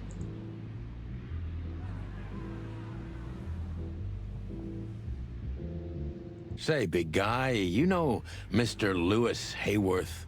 But of course, Mr. Hayworth is an impeccable gentleman, and also a frequent visitor of the club.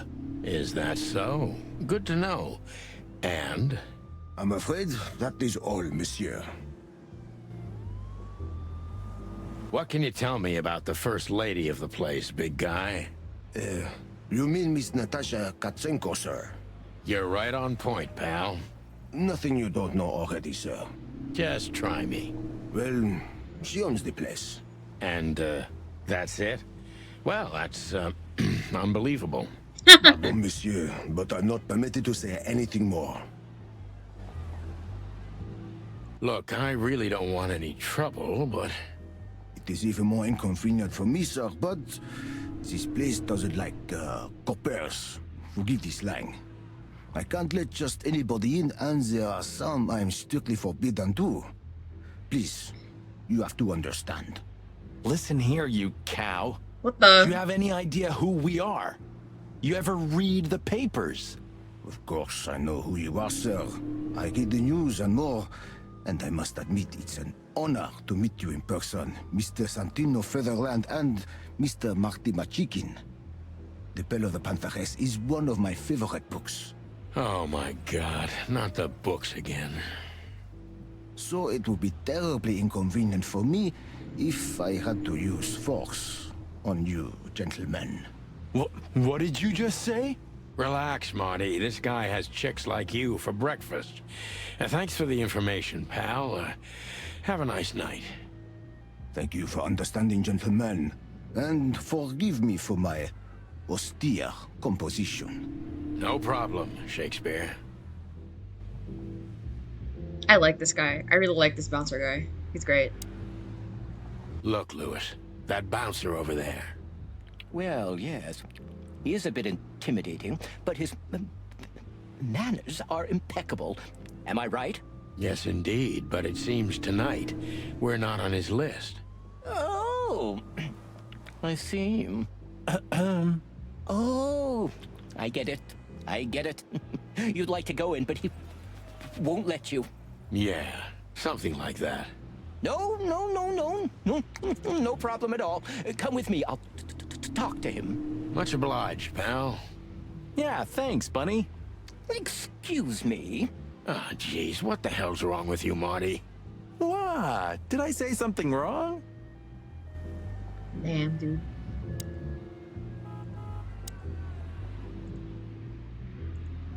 Sir, how'd you do? Everything's fine, Mr. Hayworth. Good. Look, this noble pair of pigeons are my friends. Pigeons.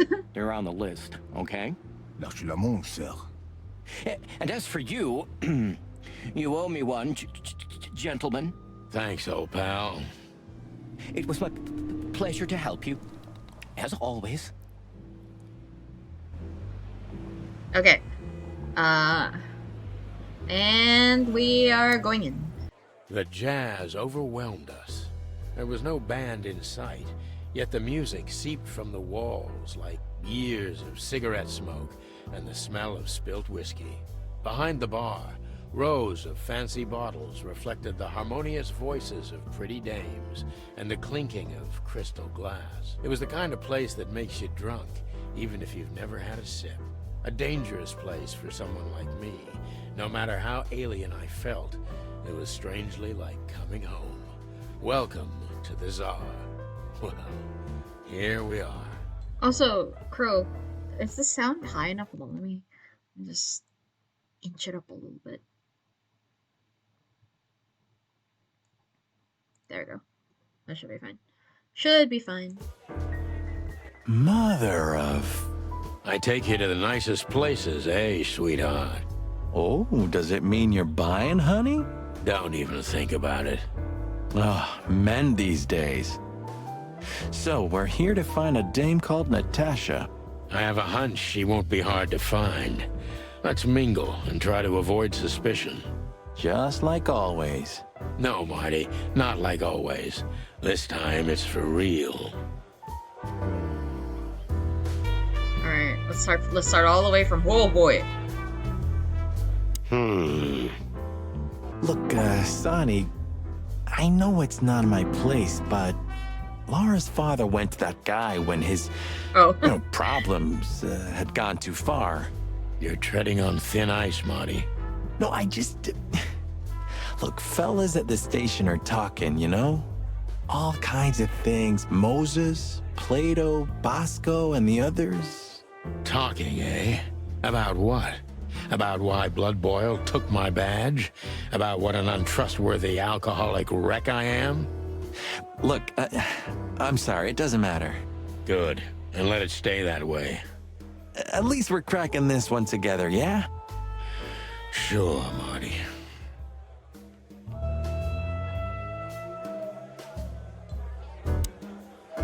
A man's best friend. That's not a dog, Sonny. That's a horse. He just has a very weird mane. I didn't mean him, Marty. I meant the bar. Oh, I see. Right. Yeah, because that totally makes sense. It makes a little sense. 2 whiskeys, kid, and no horsing around. Damn, man. I've never heard that one before. Sonny, you gotta drive, you know? Yeah, you're right, Marty. Hey, Longface, give me a glass of tap water too, okay? Yes, sir. Coming right up. That wasn't exactly what I meant. Tell me, hey breath, have Jesus you seen Christ. Natasha tonight? Not yet, sir. But she's coming on soon. Well, can you tell me anything about Mr. Ibn Wessler? Sir, I don't want to.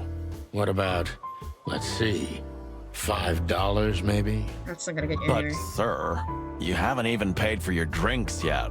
Yeah, stop riding on the details, Big Nose. You do your job, and we'll do ours, okay? I mean, we're not here for work, of course.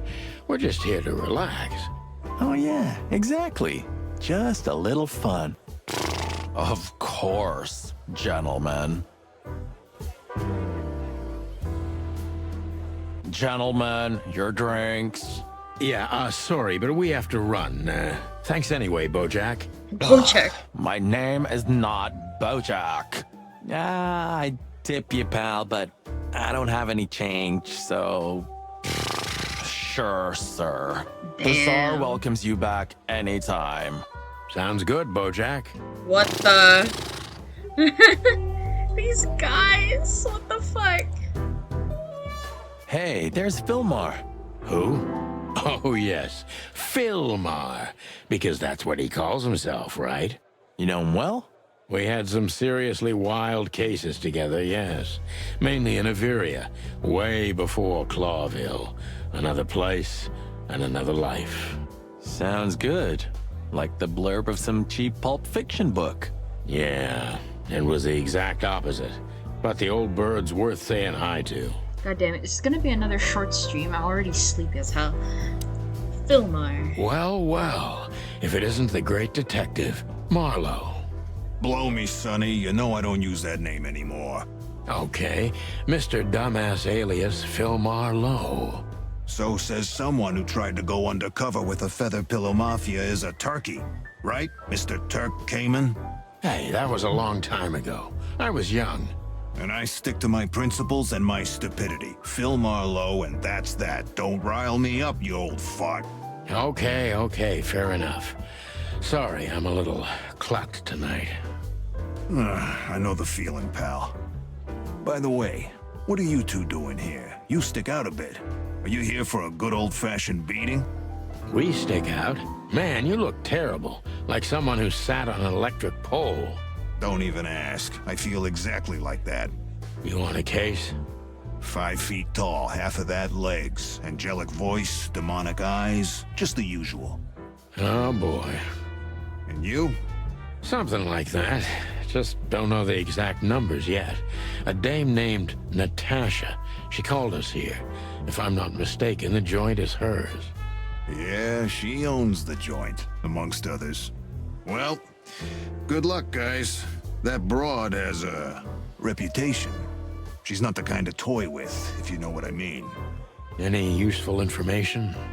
For free? Stop clucking around, Filmar. All right, but just because of the old days. Look for me after you've talked to her. You wouldn't understand what I have to say about her before then. Don't leave unless you're thrown out, in which case, you know the drill. We don't know each other, I'll deny you in a blink. Good to see you too, old pal. We'll be back. Awesome. Oh.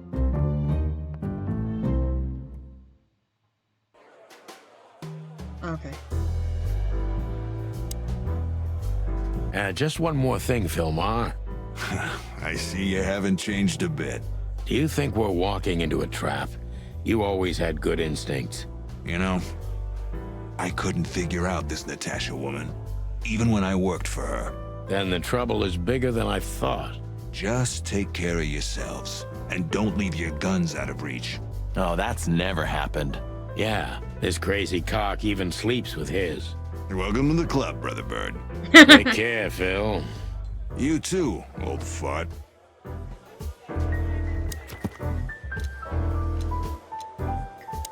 Good old Philmar must know something about Natasha that could be important for the case, but he won't talk until I meet her. He seemed a bit nervous. It must be something really significant. Alright. Philmar Lowe. Falcon, an absolutely average, forgettable guy, and my old acquaintance from Riveria. Philmar, the names he goes by nowadays, is an old comrade from before the Clawville times. He's one of the best private eyes in the city, and just like most of them, he gets into trouble with the law pretty often. Yet he's one of the very few people who can still be trusted in Clawville. Okay.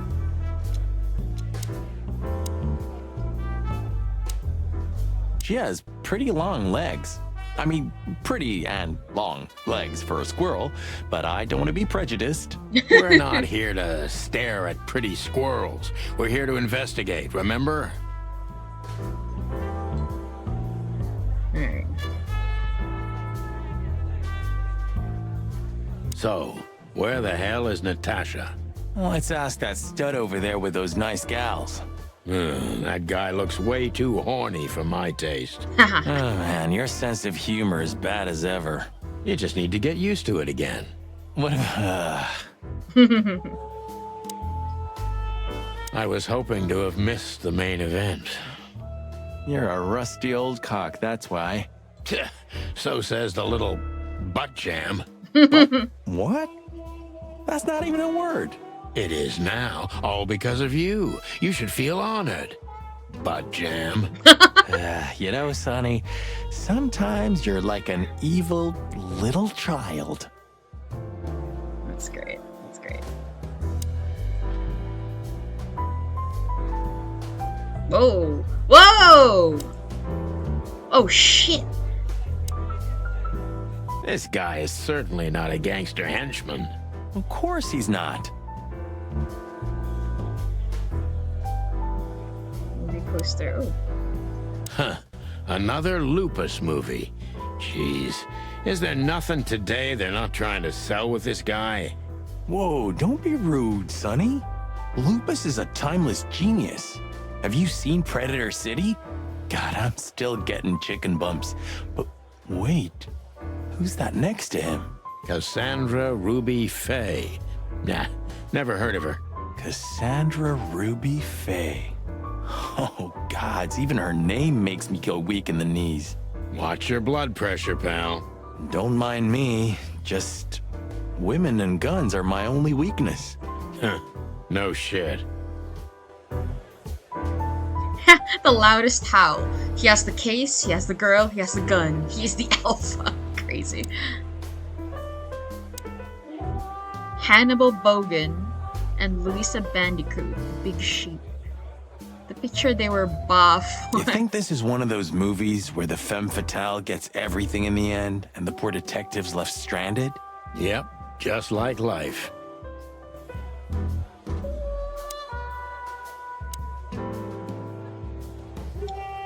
Hicks Poodle, Claire Turmoil, Anna Shiny, Murder My Tweet. Ooh, I've seen this. Hicks Poodle plays a private eye, hired to look for a woman, then gets into some kind of blackmail thing that's connected to the first case, and... Hey, Marty? What, yeah? I don't give a shit. Damn.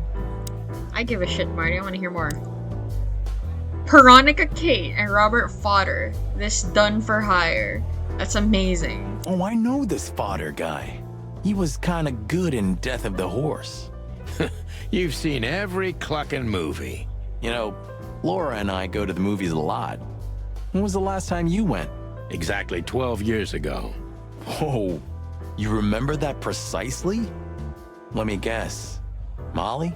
Yep, our very first date. I see. What did you watch? I don't remember. I just remember her. And nothing else. You're a clucking poet. I mean it. Chicken hours? Yes, chicken hours day. Welcome. That woman with Ibn. I think I know her from somewhere. Maybe in your dreams, pal. Isn't that? Yes, it is. The great Ibn Wessler, in the flesh. So much for our incognito. You think he noticed us? Only if he's not entirely blind. Great. How goes Chicken Town? Going good so far. We're about to meet the femme fatale. Oh, the golden Come Eel. to daddy, darling. I got an achievement for stealing whiskey. Calling booze darling, it's kind of weird, don't you think? Says someone who calls his gun collection his harem. Touché. I'll shut it. Good birdie. Anyone else I can interact with, Fox fella? A fox is a wolf who sends flowers. What? Oh, nothing. I read it somewhere. Fascinating. I didn't know you could read. What the? Ha ha ha. Very funny. Okay, I have no choice but to talk to the fucking gangster. How you doing, Day? I'm about to talk to a gangster and meet the femme fatale, I guess. Just act nonchalant, my friend. No, it can't be. What now? Is that Olivia? No, Marty. Hey, Olivia. Are you talking to me? It's me, Marty McChicken. Oh, God. What a pleasant surprise. The Rooster Copper's in person. Oh, no. Chicken police. But yeah, Mr. Wessler, you could say so. The name's... Sunny Featherland, of course. Chicken police. Your partner is, he is, Marty McChicken, sir. I just introduced myself to your lady companion seconds ago. Oh yeah. I'm so happy to see you. Hello, boys. So, to what do we owe this pleasure, gentlemen? Yeah, so, we were, just in the neighborhood, and... Cut the crap, Marty. All right, we're here for your sweetheart, Natasha. Oh, I see. No big deal. Just a blackmail thing. You know, horrifying threats written on the wall with blood-red paint. The usual stuff. You must be familiar with this kind of thing. Oh yeah, indeed. It's, nasty business. But I didn't know Natasha hired a detective because of this simple matter. But to be honest, I understand. I would have taken matters into my own hands, you see. But I'm kind of busy. Mr. Wessler had a meeting with Attorney General Hamtaro yesterday, so he's rather tired. If you would excuse us. Oh, dear Olivia, it's okay. These gentlemen are just doing their job, right? And if I've heard correctly, they're notoriously thorough. So, how can I help you? We've got a few questions, if you don't mind. I'm at your service. Alright. Hold on. Read. Give me information, Ibn. Hobart Ibn Wessler. Who else? Olivia. Olivia Blackwig. A crow! Crow! It's your cousin or something. Unusually tall and slim for a crow. She's quiet and mysterious. Olivia is currently Ibn Wessler's assistant and escort. Finding out whether there's anything other than a working relationship between Miss Crow and Mr. Rat could prove valuable.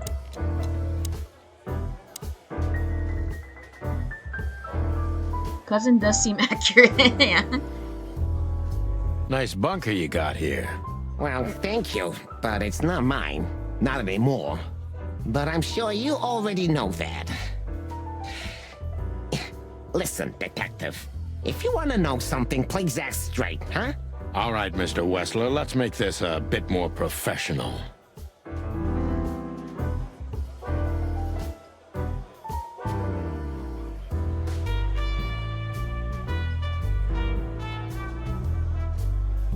Look, detective. All right, Mr. Wessler is a tricky guy. Unfortunately, I don't know enough about him, so I have to be cunning. I can't just pin him against a wall. Yet. Ayo? How did you feel when you heard about the blackmail? Honestly, I found it ridiculous. And now? Now I'm kinda interested. But I wouldn't call it blackmail yet. They're just empty threats. There were no demands. Good point. Thank you. Are we done? No, not quite. I'm sorry to hear that.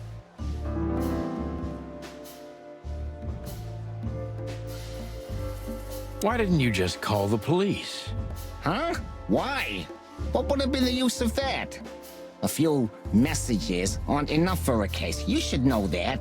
Harassment makes for a case. So do threats. Who were you trying to convince, Sonny, huh? They would have laughed in my face. Anyway, you know, the police station. Once I set foot in there, I'm not coming out again. Your lawyers are too good for that, Ibn. Yeah, I guess you're right, chicken. Pinning men against the wall already. Okay, chicken man. Such a power move. Kabedon detective, yeah. That would... Why would anyone have reason to blackmail your girlfriend? I don't know, maybe because she's my girlfriend? You think that's enough?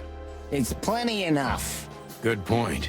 Oh, are you finally getting to a point? Or do you really want to dig around in my private life? Because, people who do that end up in the alley, if you catch my drift.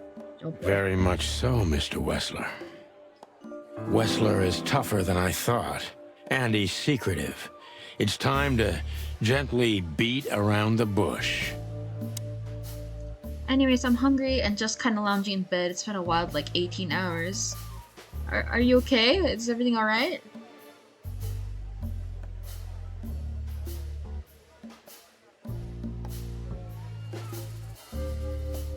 Were there any similar incidents in Natasha's past? I mean, threats, blackmail, enemies or insane fans, psychopath pianists, perhaps. I don't know about enemies, but she's a celebrity. A star shining bright in Clawville's night sky. Do you understand? She gets endless fan mail. It could be anybody. I wouldn't overreact. Natasha doesn't feel that way. I've noticed. I'm fine, but robot girls got me going on emotional roller coasters. Oh no!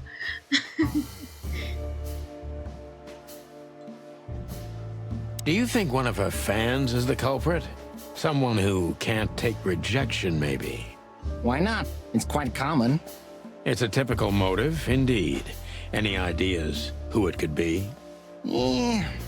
Attorney General Hamtaro is obsessed with Natasha. But he's, more like the kiss on the hand, flowers bowing type. Throwing bricks through the window is not his style. I can't think of anybody else. Or rather, I can think of everybody else. About half the city, actually. I get it.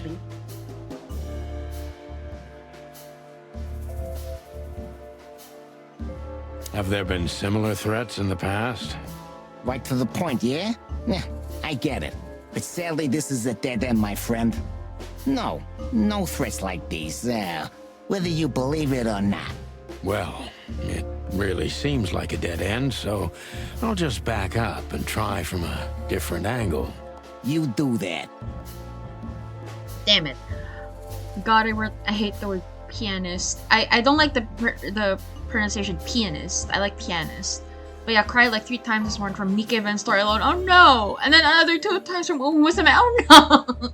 I'm sorry. The mob boss and the pussycat, eh?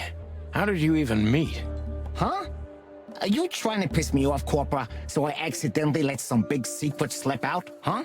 A simple answer would work. You know, Natasha, She's both connoisseur and muse.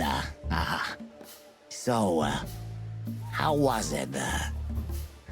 When was it exactly? You don't remember? That's strange.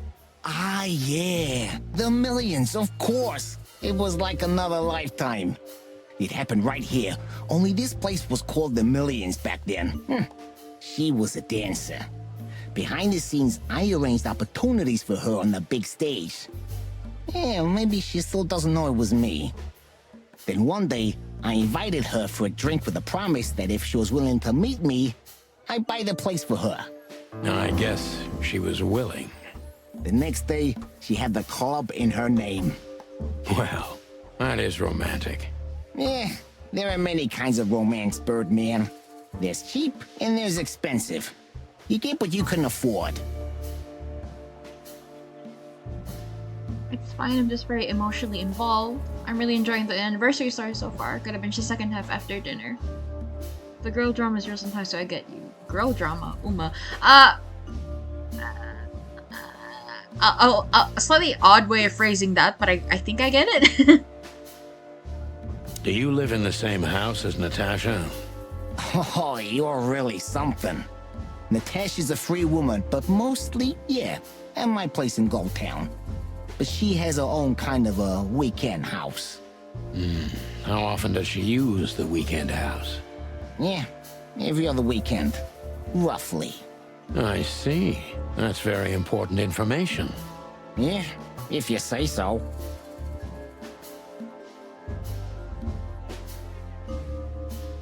Is she completely alone when she's there at the weekend? As I've told you, Natasha's a free woman, eh? She's an adult. She doesn't need an escort. Or, she didn't need one until now. Are you afraid for her? You know, a big star like her, alone in that house. I never said a black car doesn't drive by 2 or 3 times a day, but, it's just caution. Huh. I'm not a monster after all, am I? I suppose not. So Natasha feels like she's in grave danger, yet she's still going out alone. Yeah, I know what you're getting at. But I'm 100% sure of her loyalty. She's gone out very rarely since this started, and mostly in my company. Yeah, you know, I'm not sure if you do, but, in our social circles, banquets and dinners are frequent. Illegal gambling nights. You got me there. Yeah, you're right. Natasha is crazy about the roulette wheel. Always putting it all on the red, right? Yeah, you're a real rotten bastard, Sonny. Although, yeah, always on the red. You're right. So, can we meet your lady? I don't see why not. But first, please, listen to her sing. She's on soon.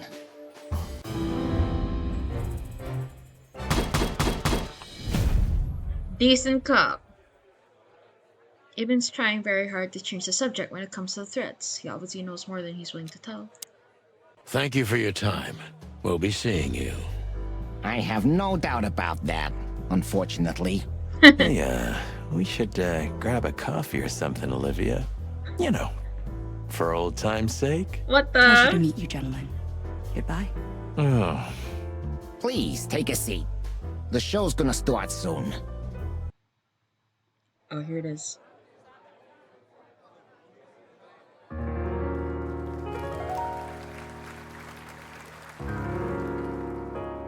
The frontal view.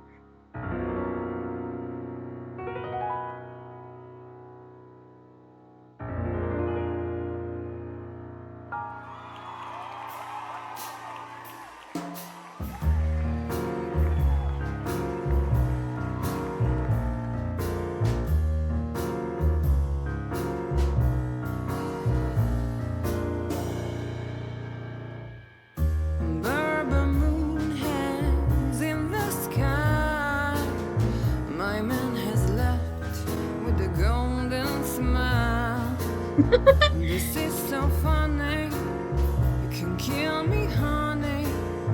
I'm already dead inside. My body is an empty bottle. Come away. Sonny. Sonny. Say, Chloe's still lying in my bed, and it's dead.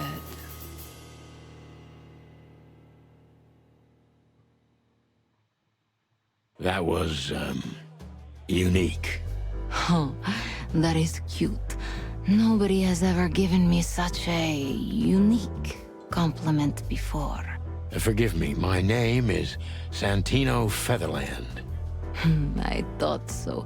You look more or less like I imagined. More or less. Sometimes less is more, Mr. Featherland.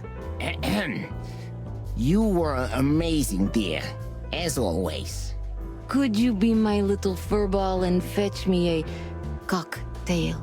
But of course. Ibn will be back soon. We'll have a few minutes to talk. Then he'll end the conversation and throw you both out. With all due respect, ma'am, we're not that easy to get rid of. Doesn't matter who's trying, believe me. Doesn't matter, he'll do it. That's why I'm telling you. I don't want a scene. My room's upstairs. Meet me there in 20 minutes. Come alone, Sonny. You'd be too conspicuous otherwise. Hold on, I'm gonna catch up to check. It's not so much the drama and the emotions I feel around sports to train your life to excel and inspire others, putting it all on display in one brief moment. The emotions that wash over afterwards. I always shed tears. I miss competing in athletics so much. And then that cock is ready to be gobbled. He's a chicken and he will gladly let himself get eaten there. Yes, but phrasing. Yeah, but you know, it's right there. It's right. The opening is right there. Hey. I understand. You know, they call him Target Marty at the station. I don't have time, Mr. Featherland.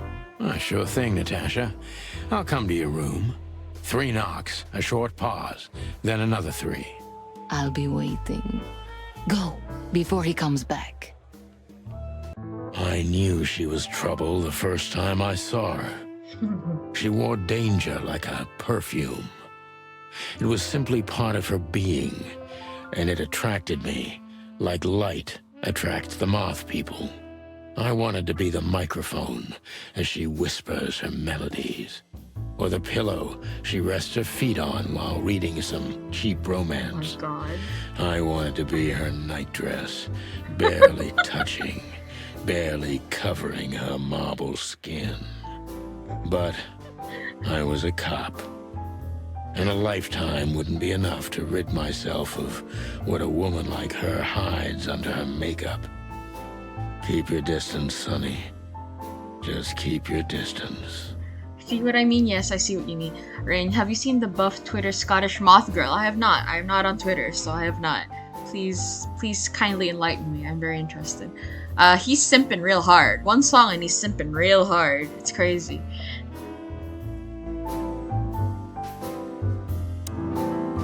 The 7th Rule of Predation, Meredith Marvel. The Chicken Police story. I bet you spend a lot of your time staring into the mirror. Do you even recognize yourself? Maybe you were trying to be rude, but, you know, that's a very good question. I was just trying to be rude. Oh, really? Well, then I'm sorry. Don't mention it.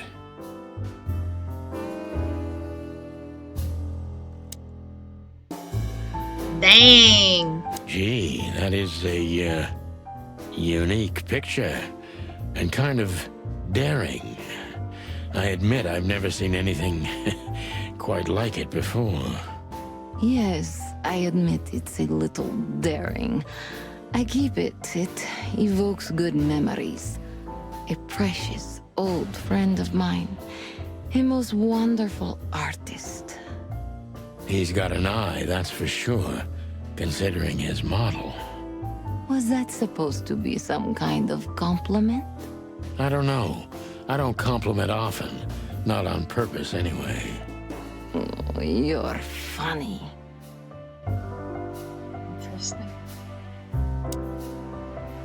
Goblin time. Yeah, it is. It is pretty much goblin time. Hold on. Let me clues. Ibn's trying very hard to change the subject when he comes to the threats. Oh yeah. Natasha.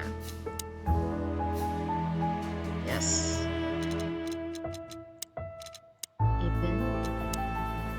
Ibn was acting quite strange and hesitated when I mentioned how he met Natasha. It would be interesting to hear the story from another point of view. Okay. Trying to like. This woman's aware of her charm, and she knows how to use it. A rare and dangerous combination. I sent you the tweets? Okay, hold on, let me pause for a second and let me look. Let me look. Oh my god! Oh my god, dang! Wait, oh my god, dang! Holy shit, dang! Oh my god, dang! Holy shit! Holy shit! Holy shit, dang! Oh my god, dang! Oh my god, dang! Dang! Yeah, right! Oh my god, dang! Oh my god. Right after I make fun of Sunny for simping over someone right after the first time he sees her, I do the exact same thing. Holy crap. How do you like your bourbon, Mr. Featherland? In a glass. But thanks, I had a couple before I came. I feel like this may be a long night. I will drink I hope it doesn't bother you if I have one myself. I get offended if women don't drink in my company. Oh, you are a funny guy. So I've been told. Anyway, lovely room. Yes. Look, Mr. Featherland. It's sunny. Saves us a lot of time. Okay, Sonny. So, why am I here? You know, men tend to babble in my presence. It must be exhausting. It is. But you're not the type to beat around the bush. Is it too banal if I tell you it's an occupational hazard? Terribly. So can I start the unpleasant questions? I've asked you here so you can do what you do best. Really? I thought you asked because you wanted me to investigate for you. But if you'd rather be drinking... Oh, you do have a sense of humor. How reassuring. Only if I'm a bit hungover. That's usually quite common. Oh, please drop the act about being the alcoholic, heartbroken ex-cop, Sonny. It would undoubtedly suit you, but I've seen you scanning my room. From the second you set foot in here, you started working, and everything I say gets sorted in your brain. Am I right? That's a bit of an exaggeration, but yeah, it's something like that. Well then, Sonny, come at me. Oh, that's something I don't hear often. With pleasure. Alright. There's too much bush talk with this tension in the area, pretty much. Natasha is a mysterious woman indeed, and seems dangerous too, but she's undoubtedly in serious trouble. The question is she the source of the problem, or is it someone else? Natasha is a confident woman. I can exploit that. But I must be careful. Every part of her oozes danger. Oh, I bet you would want some part of her to ooze. That was a remarkable performance. I'm glad you enjoyed it. Do you perform here frequently? You're also the owner, if I'm not mistaken. Take care, Crow. Sadly, I don't have the time. But the stage still calls my name, and I perform just a few times a year. And always with a new song. So that was all the excitement. I have many admirers, if that's what you mean. Yes. The picture on the wall is quite daring. Only if you knew how old I was at the time. I think I'm on a slippery slope here. Come on, don't be shy. Ask me. All right. How old were you? Did you really believe I'd tell you? You're quite a player, aren't you? Life is anything but a game, detective. Well, you tell me.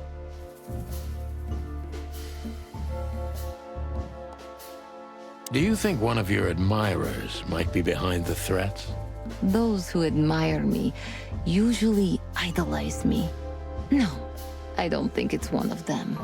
You know, the soul of an animal is extremely complicated. Sometimes all it takes is a bad look or some small rejection to turn admiration into hate. That's a stillborn theory.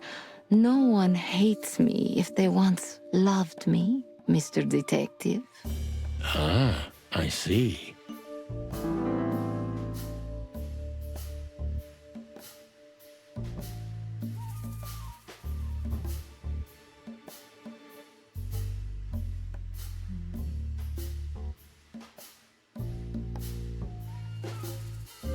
Do you have any material evidence concerning the threats? You may think I'm irresponsible, but I didn't keep any of it. I simply couldn't bear to look at them. Didn't you think maybe the police would need it? I didn't think I needed the police. Moreover, do you think the girlfriend of Ibn Wessler could ever turn to the cops? I see. So, what about me? How do I come into the picture? It sounds ridiculous, but you're my last hope. That does sound ridiculous, but I accept my ego and old habits. You can't do anything else, can you? Something like that. A leopard can't change its spots. Deep behind the diamond skin lies the truth. It doesn't matter how hard Natasha's trying to hide it. She's scared. Now I must concentrate to finally find out what I want to know. What was in those threats, exactly? The message itself is not a threat. It's just a word. But a word again and again is threatening. Exactly. So? You really don't have any idea? Which word could be used for a woman like me? I guess I do. Yes, I think I know what it could be. Whore. Cat got your tongue? Am I right? You heard it. I said what you were thinking. And yes, that was in the message. That was printed on the paper and painted on my wall in giant red letters. Well, thank you for your honesty.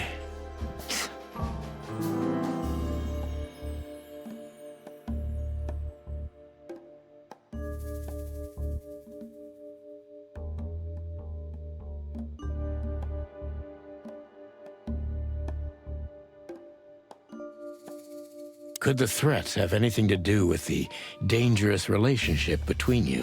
You mean I'm a cat and he's a rat?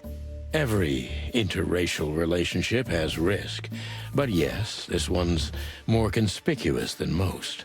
Clawville's a very open and free city, but I guess you see more radical transgressions than I do. One of the most common causes in homicidal and predatory cases, ma'am. So, yes. Well, I don't know about that. Nobody ever questioned our relationship openly. We are what we are. And you know, if you're interested in my personal feelings, danger fills our relationship with a flavor no other can replace. It must be one interesting relationship, that's for sure. I'm not sure I can feel the same, but I can certainly understand it. Maybe one day you'll experience it, Sonny. Have you ever been with a predator before? Well... Well? That's unsteady ground, Natasha. Let's turn the questioning around if you don't mind. As you wish, Sonny.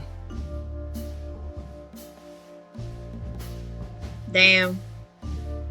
How many fools like me have you used up, Natasha? In all my life? Well... I just forget it. I don't want to know. Curiosity killed the cat. No pun intended. I'm just joking. You're not a fool, Sonny. I know that was supposed to be a kind of insult, but it usually rolls right off me. I can't take cockadoodling, so you can put aside the strutting stuff while you're talking to me. Fair point.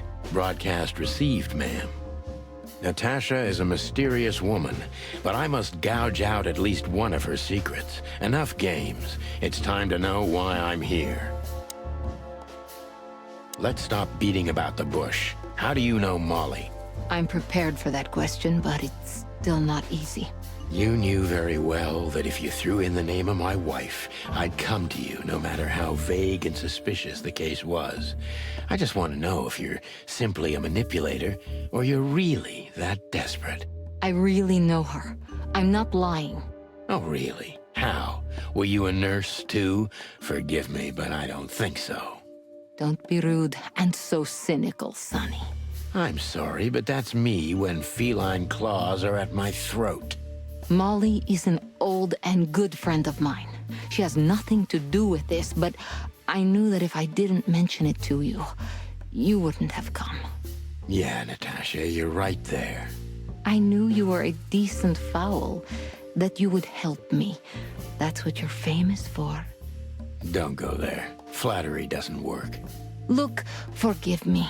I shouldn't have brought your wife into this. You're right, you shouldn't have. But to be honest, I don't think she's my wife anymore. On paper she is, but I haven't seen her in years. I'm sorry, I didn't know. Really?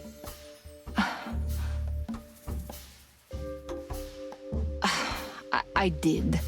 I knew. I checked you out before I sent Deborah. Cluck me. This case is getting more and more intriguing. You played me from the start, didn't you? It wasn't my intention. I'm an old cock, Natasha. I've played too many of these games, and I've been on the losing side often enough. So, you're going to walk away? You're damn right. I don't know if it's worth it for me. Look, Sonny, money's not an issue. Oh yeah, your fawn had already mentioned that. But unfortunately, it'll be hard to spend all that dough when I'm dead. Dead? Don't even say that. Do you have a gun? Me? Of course you, Natasha.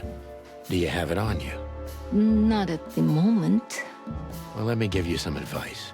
Keep it with you, always. Maybe in your purse. You don't think they, whoever they are, would hurt me? Don't be naive, Natasha. You're right. I'll keep it with me. I don't want to scare you, but 2 cops snooping around can mess something like this up, even if it's just 2 roosters. You'll keep snooping?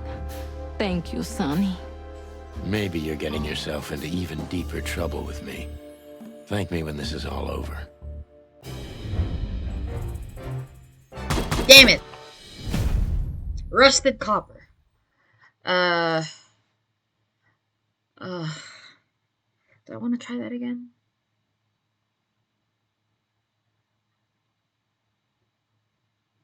I'm getting sleepy, so that's why.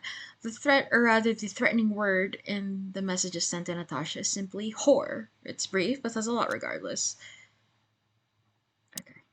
Just one more thing, Sonny. Natasha? Please, come to 37 Rochester Street in Flower Town tonight.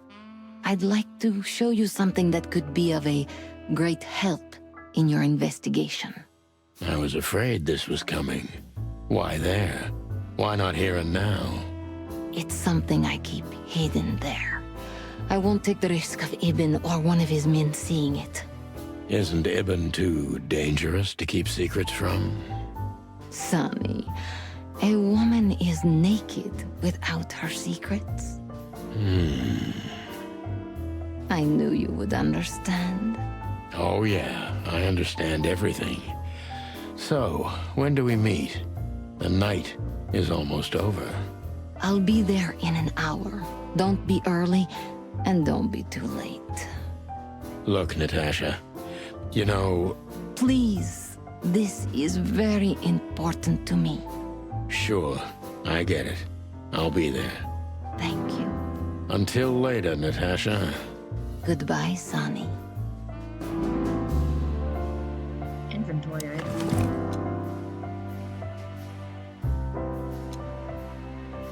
Okay.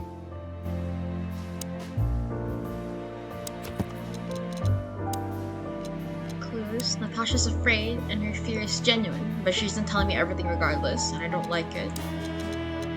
Natasha's inviting me to her weekend house to show me something.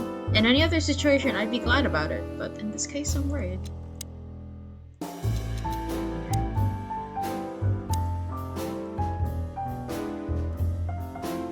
So this message. I'm sorry I had to upset you, Sonny, but if I didn't take that step, would we be talking here right now? Well, probably I'd be dead drunk and counting sheepmen in my dreams. I'm good for you, you see? Yeah, you're a real angel. Dinner here. We'll check back later. We'll check back after. Okay, enjoy your dinner. Why did you name it the Tsar Club when you took over? It was the Millions before. Maybe you can guess my origins from my name and my accent. I come from the eastern Tsardom of Stavonia. We are quite respectful of our leaders. Do you feel that's not the case here in Clawville? Here? No. Absolutely not, Mr. Featherland. Many here don't even know the name of their king. To them, he's only the Fox King. It's quite disrespectful and rude. There's some truth to that. Where I'm from, we choose our leaders ourselves, and whatever they do later, we proudly stand by our decision. So that's why the name, in respect to your country. Don't take me for so sentimental. It's only partly the reason. We lived there until I was 14. Then we had to flee. It doesn't matter why. In the end, I was the only one who made it to Clawville. So the name isn't because of nostalgia or respect. More like a reminder. May I be brash? It's New Year's Eve. Everything goes tonight. Ibn, do you love him? In my own way, yes, I do. Whatever that means. You can't understand this, Sonny. There are women who can't actually love. Not like they're supposed to. But that doesn't mean they don't love however they can. That's not a real answer, is it? If you only accept yes or no, then yes, I love him. Asked Natasha about Ibn Maslow in her room. Okay. So, why Deborah? I could not seek you out in person. It was risky even to send Debbie. It's too late now. Mr. Wessler is aware of my little investigation. I'm sorry I got her mixed up in this. She's a lovely girl. She looked like one. So, who's this Olivia bird? I know well what you're curious about. You want to know if she's sleeping with Ibn. The thought may have crossed my mind. You men. But guess what? Maybe she does. You don't care? As long as he loves me, I don't. Well, that's your business. What do you know about her? She's not the one threatening me. You can be sure of that. I know that was your next thought. The lovesick assistant is jealous of the boss's girlfriend and wants to flick her out of the picture. It would even stand up, but Olivia doesn't have feelings. If she let Ibn sleep with her, it's because she does what he says, nothing more. That was so honest and raw, I'm inclined to believe it. Why just me? What's wrong with my partner? Nothing in the world. I just like to be discreet. I wanted to talk to you in private because of Molly. Thank you for your discretion. It means a lot. Don't mention it. Okay. Medicine entries. She came from the northern Tsardom of Slavonia, from where her family had to flee. Later, when Natasha reached the city of Clawville, she was already an orphan. I don't know why I thought I got north and south mixed up again. Incredible. Olivia. According to Natasha, Olivia is perfectly devoid of emotion, which precludes her from standing behind the threats. That doesn't mean she's not Ibn's lover. Slavonia. Stovosardom. It's the bleak world of the proud Stovonians, mostly inhabited by predators and big cats.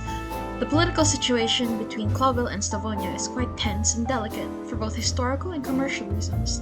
The Slavonian Tsardom was the biggest loser of the meat war, but most animals have been considering them the potential trigger of the second meat war and the biggest threat looming over the modern world. Altera. The two-headed continent, Altera, may only be the second biggest of the three continents of the wilderness, but it's the home of the most advanced and most influential states of the world, like the Nautica, the Stovosardom, Averia, Valesia, and Swolaso, Vlavoslavia, or the Fron Empire, and of course Clawville, the city of 1,000 colors.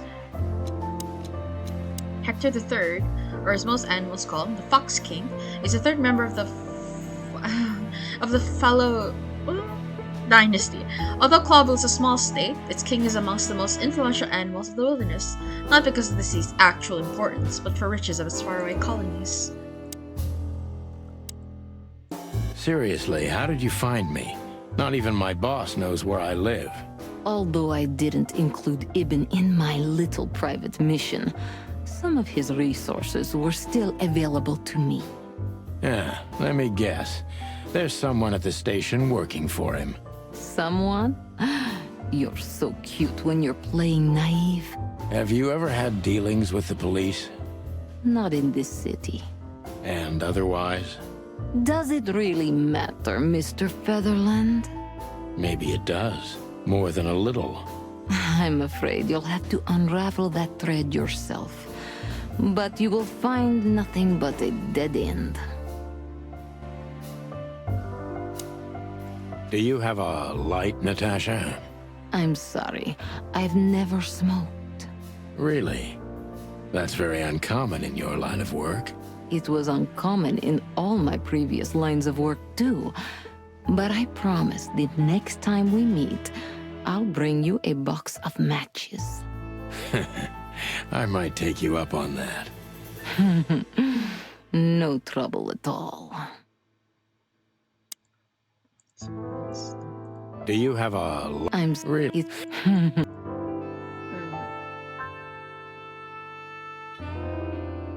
You got a beautiful place here, Natasha. A peaceful little island on the ocean of madness, with very classy furniture.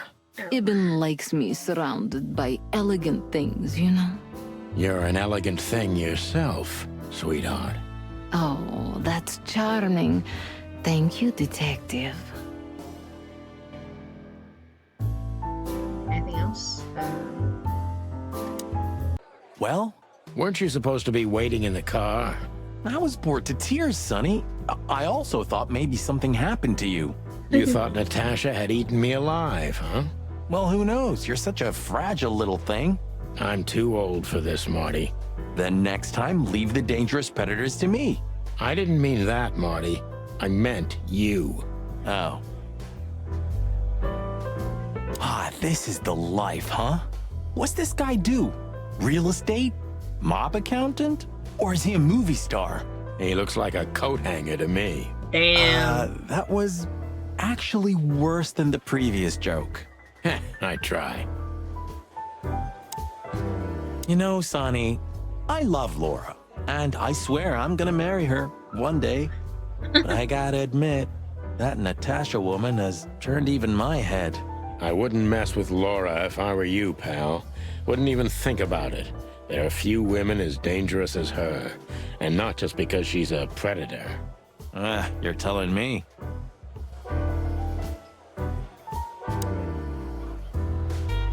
Remember that old case with the fox and the raven? How could I even forget? Absurd, right? All that bloodshed for a piece of cheese. Yeah, hunger can bring out the monster in animals, right?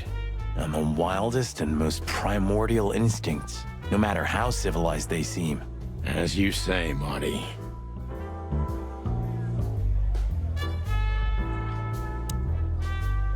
Wessler's secretary. Olivia Blackwig.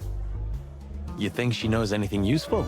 It's worth a try, Marty, but let me do the talking. She's not very fond of you. What can I say? You know, back in the day, I flew from tree to tree. I was a free bird. Maybe I was playing her a bit. Damn. I just like exhausting all the conversation options. I'm not talking much, but Marty dated Olivia for a short period of time. That's it. I don't want to know more about this. That's fair. Oh, it's you. How can I help you, gentlemen? Look, we really don't want to dig into your personal life, but... But what exactly is my relationship with Mr. Wessler?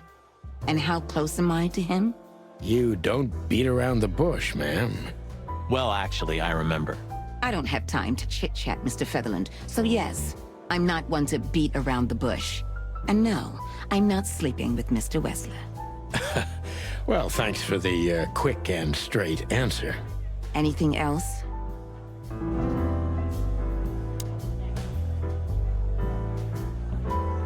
Do you come here often, Olivia? No, not really. Well, okay. Thanks. You're welcome. You know, Ibn's not as ferocious as you'd think. On the contrary, he's become very different recently. I heard. Don't you find that weird? A sudden change of heart?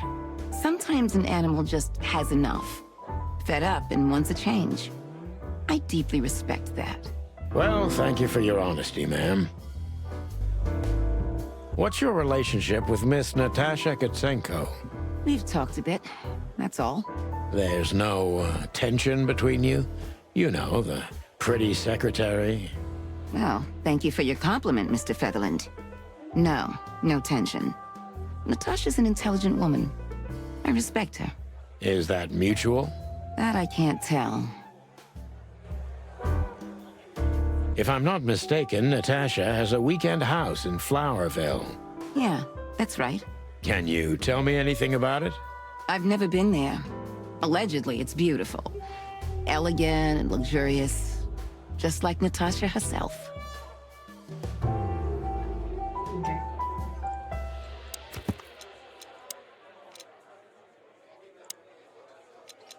Ibn's currently busy with some kind of meat substitute business. That's what he and his assistant told us anyway. After the show, Ibn left the SAR close suspiciously fast. Okay.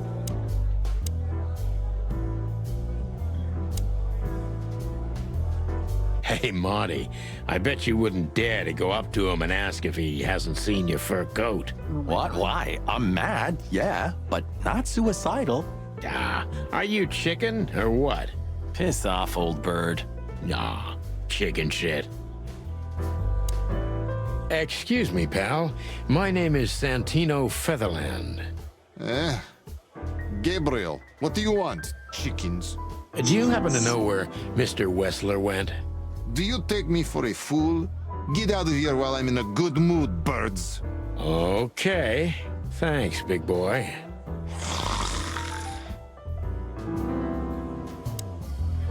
Listen, pal. Maybe if, Did I stutter, chicken?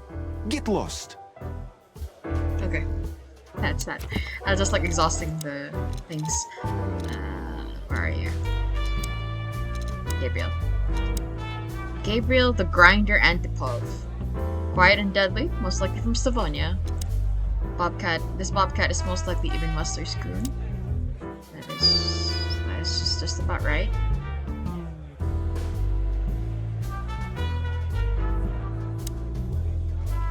Hey, Big Nose, where did Mr. Wessler go? Unfortunately, I don't know, big face. But I wouldn't tell you even if I did. Really? Say, did anyone ever tell you that you're an irritating piece of sh...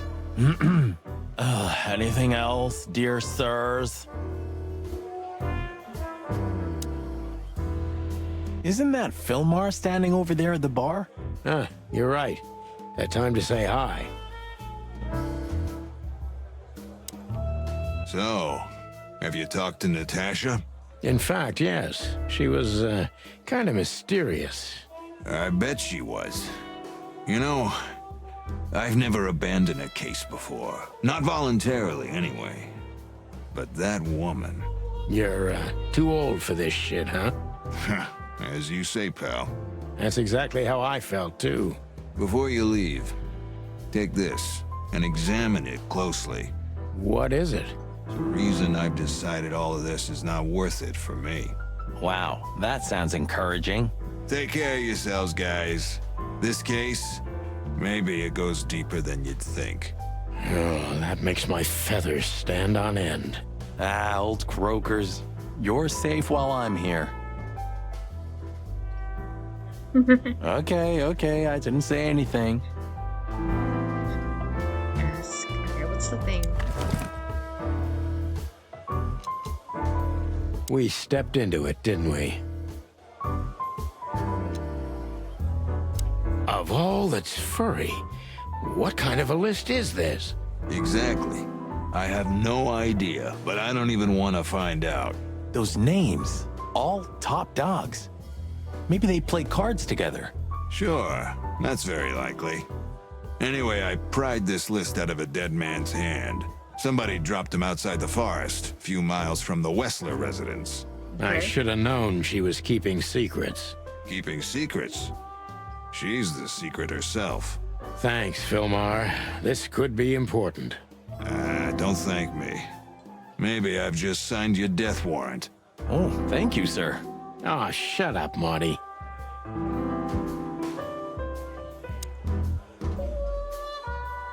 We stepped into it, didn't we?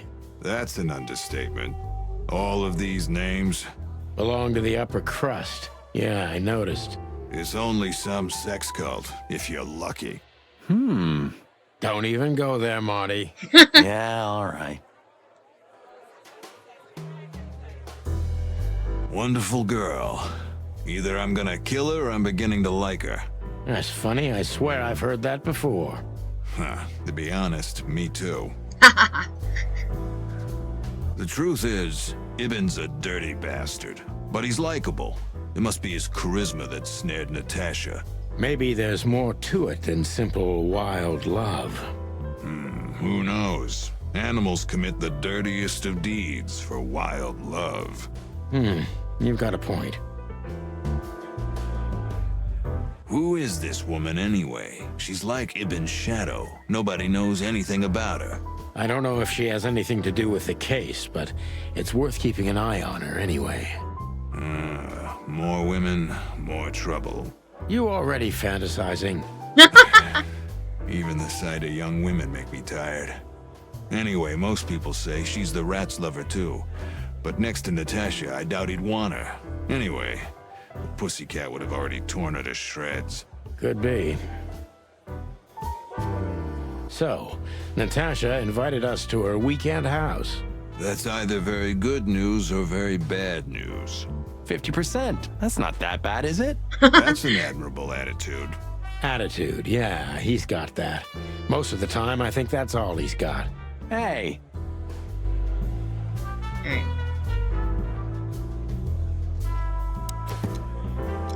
Clues. I only recognize a few names on the list Fillmore shoved into my hand, but all of them belong to the respected elite of Clawville. It could be a wedding roster, but I doubt that's the case. The list with all those imposing names must have something to do with Natasha, and thus with the threats too. Okay. Fillmar. Seems Fillmar also used to work for Natasha, but he got out of the case before the ground got too hot. Anyway, he kept a piece of evidence, as any good PI would do, which could be very useful to us. Weekend house. Natasha Katsenko's weekend house. It stands in the cleanest and most separated part of the city, in Flowerville. I'm curious about what she's hiding there. Take care of yourself, old bird. You're one to talk. Alright, can I... Have a good night, Longface. What the... Alright.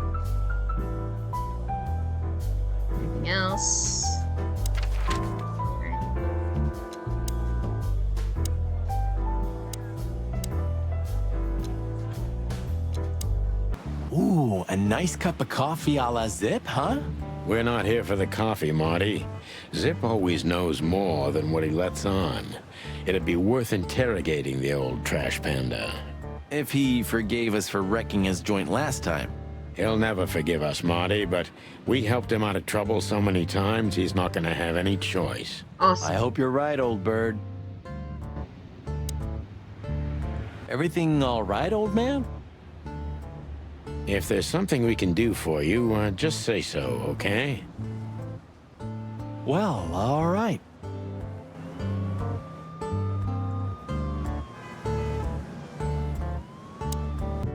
Ah, jeez, boys. Out of 2,000 joints in the city, had to end up here, huh? Hello to you too, Zip. How's it hanging? I had no problems, until now.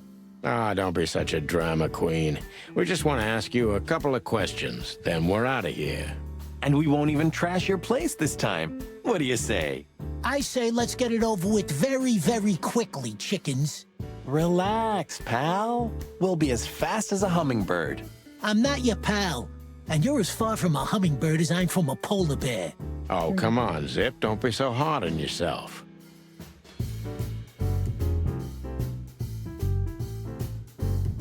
Oh, shit. Gods, he's in even worse shape than the last time we saw him. Well, Marty, aging is like that.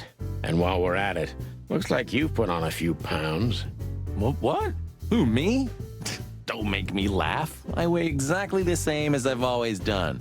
Yeah, sure. So, out with it. Stop winding me up. I'm almost consumed by all this excitement. We've just come from the Tsar Club, Zip. Who do you think we met? If I can guess one, I'd say, was it His Majesty Hobart Ibn Wessler, the Rat Prime himself? That on, pal. What a surprise. So, what do you want to know? Just because I don't know anything. Of course you don't. Just a couple questions. Go on, boys. Hurry up, will you?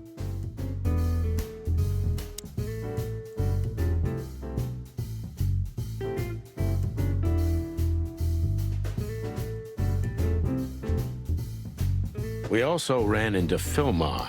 Filmar? Who's that? A grumpy old raggedy-ass hawk. His manners are even worse than mine. Ring a bell? You mean Marlowe? Was Marlowe. Now he goes by Filmar Lowe. Oh, I see. So that means he's still alive? Yeah, I'm almost not surprised. The old guy has a reputation of being indestructible, huh? He is. And he gave us something that could mean something. Look at this, Zip. Holy crap, what's this? The guest list at a king's birthday party? Hey, that's not even a bad guess. What do you make of it? This piece of paper's from so high up where I've never been myself, boys, so don't ask me. Look what we found, Zip. Furry hell, who'd you beat to death for that? Beat to death? Who do you think we are? We simply confiscated it.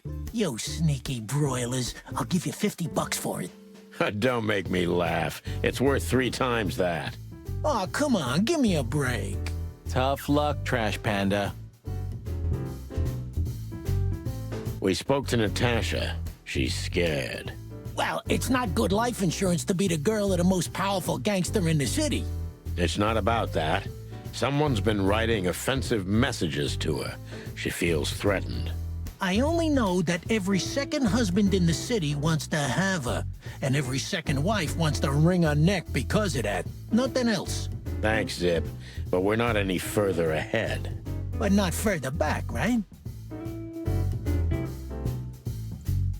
What's up, Zip? Quiet night, I see. And what's Timothy doing here? That's exactly what I asked him when he wound up here. But yeah, he's a regular nowadays. He must be sniffing some kind of story about the hive. About the riots? Have they reached here already? I ain't seen nothing. More cops around, yeah, as you can see for yourself. We're not on duty, Zip.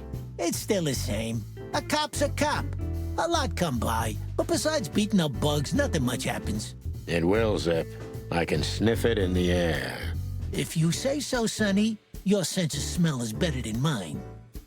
Maybe once. Huh? What more do you want? Is it forbidden to stand around at your place? Go stand around somewhere else in the city.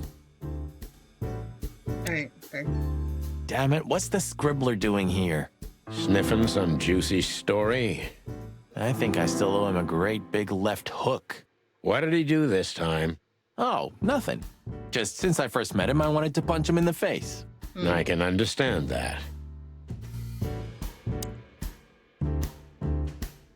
Hello, Timothy. Scribblers don't celebrate New Year's. Hello, boys. What a pleasure to see you. Answering your question, no, not really. Not me, anyway. I'm always where the story is. Mm-hmm. And where's the story now? I can't see it anywhere. It just stepped through the door, pal. Oh, you mean us? Well, I think I'll have to disappoint you. The chicken police are back together? I can't let that go without an ink stain, am I right? No, Timmy, you can. We're not working. We're just having a little fun, that's all. I'm not buying that, boys. You'll have to, Tim. We'll see about that.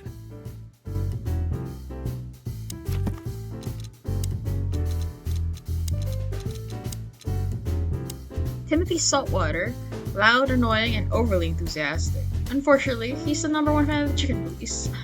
Scribbler Tim, real name Timothy Saltwater. He's a douchebag, a real nosy bastard, and an annoying little shit. But still, I have to admit, he's the best investigative reporter in Clawville. Back in the day, he had a big part in the chicken police becoming what we were for a long time. Real stars cops. Is that rag you work for still around, Tim? You mean the most read and highest-ranking newspaper of the city, the Clawville Chronicle? Oh, yeah, that's what it's called. I see that you still have your famous sense of humor, Sonny. Such a joy. Yeah, I do. So, how about you tell me what you're really doing here? Not a chance, Timbo. The truth is, we're already leaving. Sorry, pal. Maybe next time.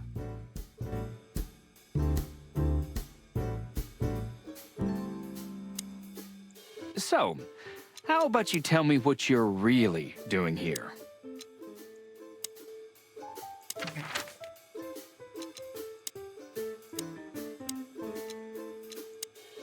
I don't know, Sonny. What exactly are we doing here? Let's hope we can learn something about Natasha and Ibn by sniffing around before we visit that weekend house in Flowerville. Learn something? From Phyllis and Roy's? Well, I wasn't exactly thinking about them. Yeah, figures. Mac, what's the juice? Sometimes you just want to deck a bird, especially seagulls. Yeah, we were talking to Natasha and she was like, oh yeah, come to my weekend house. And we're like, okay.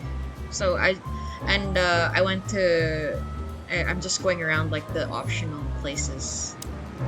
That wasn't us, right? Not that one, Marty. Yeah, honestly, sometimes I find it difficult to keep track of all the places we wrecked during our 10 years together. Just 9, Marty. 9. Do you remember our old squad car? That ended up in a swamp? Huh, I could never get over that. It was the best partner I ever had. That's, good to know, boss. Damn. Truth hurts, pal. Never mind. I'll live with it.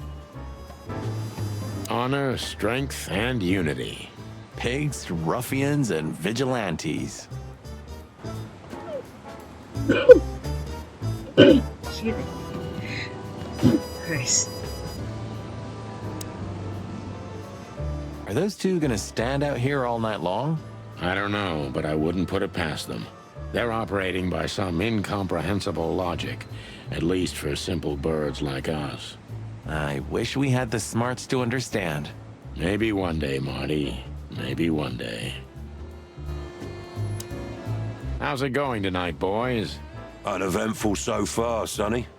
But now that you're rolling together again, I suppose we'll have some excitement to look forward to. What do you mean?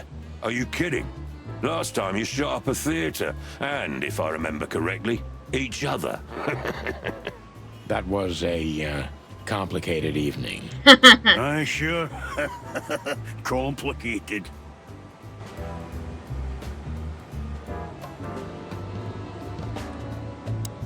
Let's see what Marty Why has aren't to we say. on this poster next to Blood Boil?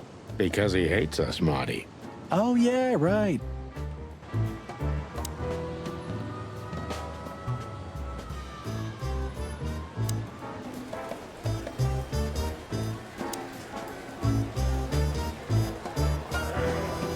Good old Bosco's slowly becoming the same piece of furniture we are. Sure. You remember when he was just a little green lapdog? For a while, we even had to babysit him. He always was a talented little pooch, I have to admit. But the filth that seeped into everything in Clawville has reached him, too. It reaches everyone one way or another, right? One way or another, it does, Marty. Hey, big guy. Hey, Cox. What's up? Back here so soon? Did you get nostalgic all of a sudden, Sonny?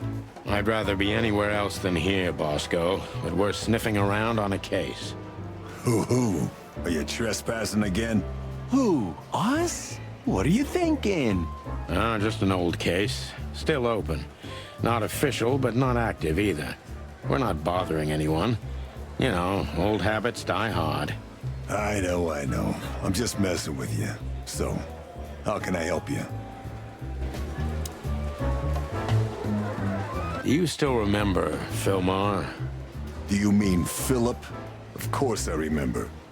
He's got quite the reputation with that Philmar alias. We just met him. Small world, huh? Do you know what he's up to these days? Yeah, as far as I know, he's investigating petty blackmail cases and sneaking after poor bastards cheating on their wives. Anything else? Did he get mixed up in something that stirred up a storm recently? Yeah, I don't know about that. We haven't seen him at the PD for a while. He's usually a frequent visitor. Why? Did he run into some fishy business again? Possible, Bosco. But I'm not sure he'd want to make the same mistake. Wise decision. Listen, Bosco, what have you heard about that singer, Natasha Katsenko? You mean that little bimbo fooling around with Ibn Wessler? They say she's the jackpot. But I've never been into cats, you know. You couldn't be more racist if you tried, Bosco. Don't misunderstand me. I don't have a problem with cats at all. I'm simply allergic to them. I can't stand being around them. I don't even take cases with cats. Good for you. I should have used that excuse myself. Why? Is your investigation related to her? What? No, of course not. We just came from her show. That's why I asked. And what's she like?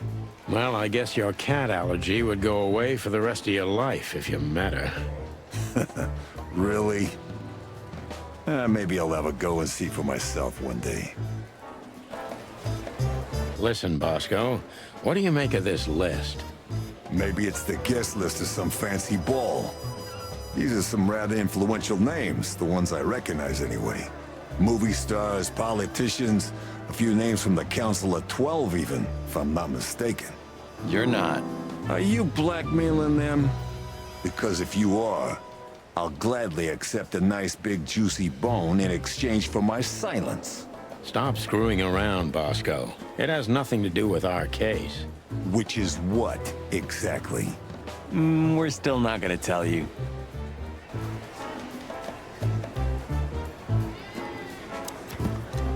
Codex. What's the Council of 12?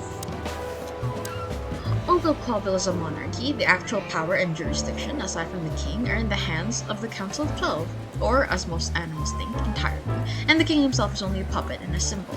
The members of the council are the mightiest animals in the city after the king, employing not only politicians but influential businessmen as well. Sounds like a recipe for disaster. Do you remember Monica ever going on holiday? Honestly, I can't recall. Sometimes I can't decide if it's admirable or if I feel sorry for her. Maybe a bit of both. But is it selfish to say I'd be hurt if one day I didn't find her here? Yeah, I feel the same. That's all right then.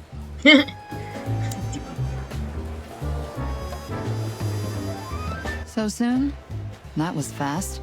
Almost a record. Sorry, Mon. We're just here for a little, info. When are you not here for that, boys? How about wish me a happy birthday for a change? What? Is it your birthday today? Of course not. Don't be silly, Marty. You know exactly when it is. We've talked about it a dozen times. Yeah, of course I know. Yeah. So, could you help us with this and that? Of course, boys, but be quick about it. I'm in over my head with paperwork and blood boils breathing down my neck. We'll be quick like a hurricane.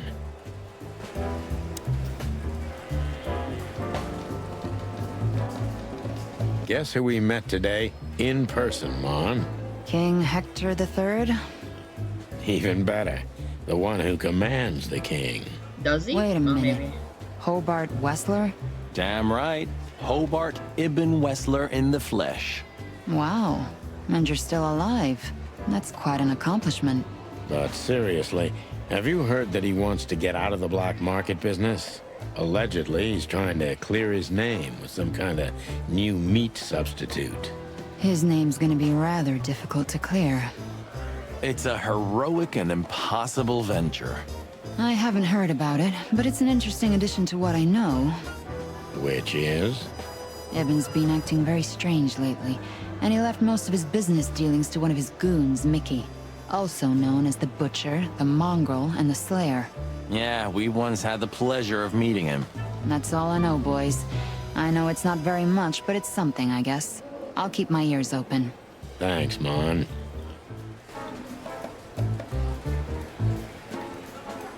We saw a pretty good show at the Tsar Club tonight. Good for you, I guess. Natasha? Natasha. She performed a new song. She also sang about why she called us there. Or rather, me. And? That's confidential, Dollface. Anyway, I can't help wondering about that woman. Her past is a mystery, and I couldn't draw much out of her in person either. Women like her always have something to hide, Sonny. I think that's exactly what makes men fall head over heels for them. I know another broad who's all mysterious. Oh yeah? What's her name? I'll look her up if we have a file on her. Marty, shut up. Oh, you mean me, right? All mysterious, full of secrets, and grace. I didn't even hear that, Marty.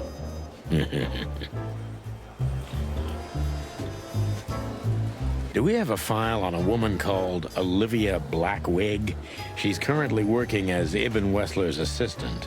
We don't have a file on her, but there are a few Blackwigs that could be related to her. Mountain goat, crow, or caiman? Crow, around 30 to 35. A very pretty socialite. Maybe we have a catch then. Theodore Blackwig was a rather influential banker until he went bankrupt. He died a few years back, but his daughter could have ended up in the same social circles as Ibn. And since they lost their money, she took a job as his assistant. Yeah, it would fit the picture. But it's a big city, Sonny. There may be more than one Crow family with a Blackwig name living here. Thanks, Mon. I'm glad I could help, boys, as always. If it doesn't take a lot of my time, that is. We know, we know. We're not even here anymore. Listen, Mon, a reliable old friend shoved this into my hand. Could you take a quick glance at it? Quite an imposing list. What could those numbers mean? It could be a date even, but no, this is something else. That's what we were thinking too, and we got nowhere. But you see a lot of documents. So, is there anything familiar about this? Unfortunately not, boys. The names are imposing indeed, but based on this, it could be almost anything. The richest of the rich get together on all kinds of excuses. It must be a secret cult. It could be, of course, but also anything else. I'm sorry I couldn't help you more. Don't mention it, Mon. Thanks for your time. Or, wait a minute. There is something. Stop teasing us, Mon.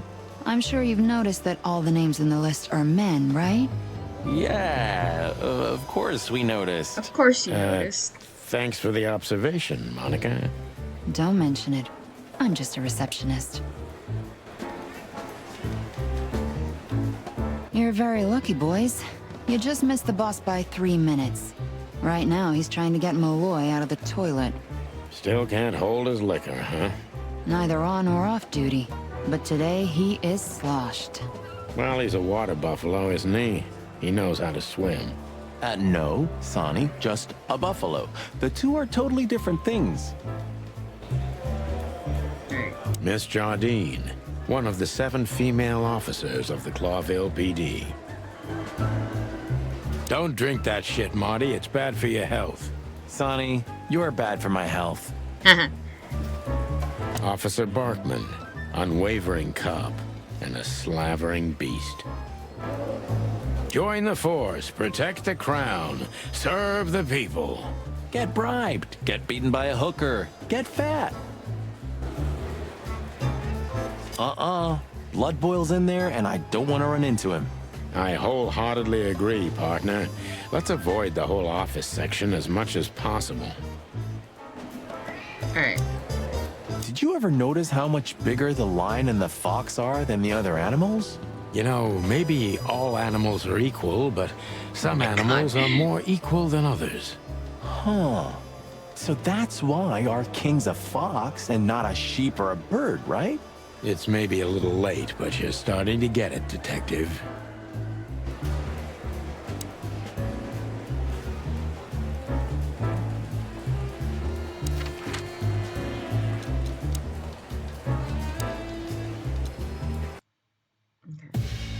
Well, if there's one thing I'd learned during 20 years of detective work, it's that if someone wants to meet you at a remote location at night, you should bring an army for backup. One time, me and Marty were stupid enough to underestimate a situation like that, and we never really recovered. And yet, here we were again, about to step alone into something hauntingly familiar. Only one tactic remained, as the old dogs say. Balls to the wall.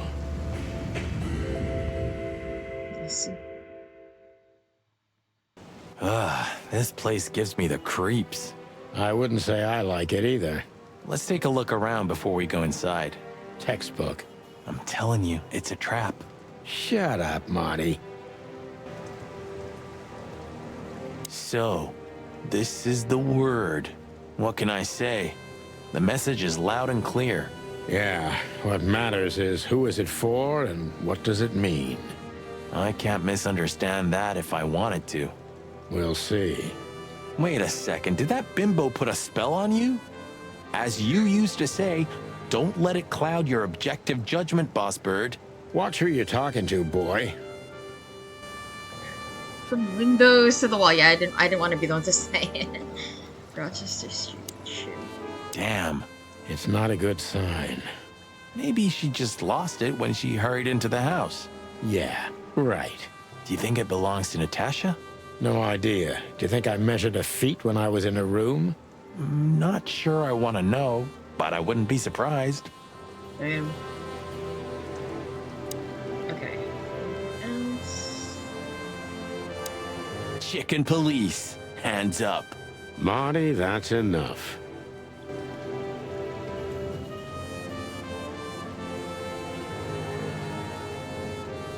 Marty, before we enter, did you bring Big Bertha? Of course. She's in the trunk. It's time to get Her Majesty out. That's what I like to hear. Let's go. Hello, my beauty. Just don't point it at me. Aw, scared? Take it easy. I swore I'm not gonna shoot you again. Very gallant of you, partner. What, are you still pissed at me? I'm happy to remind you why you got shot the first time. I get it. Just shut the fuck up already.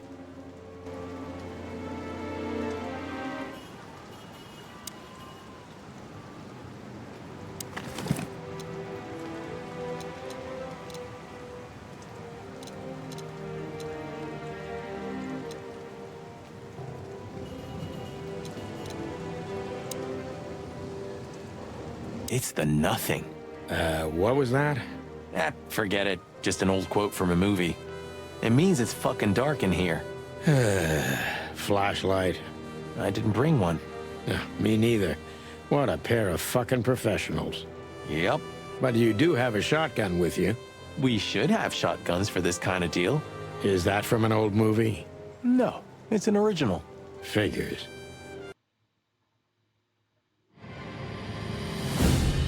Oh no.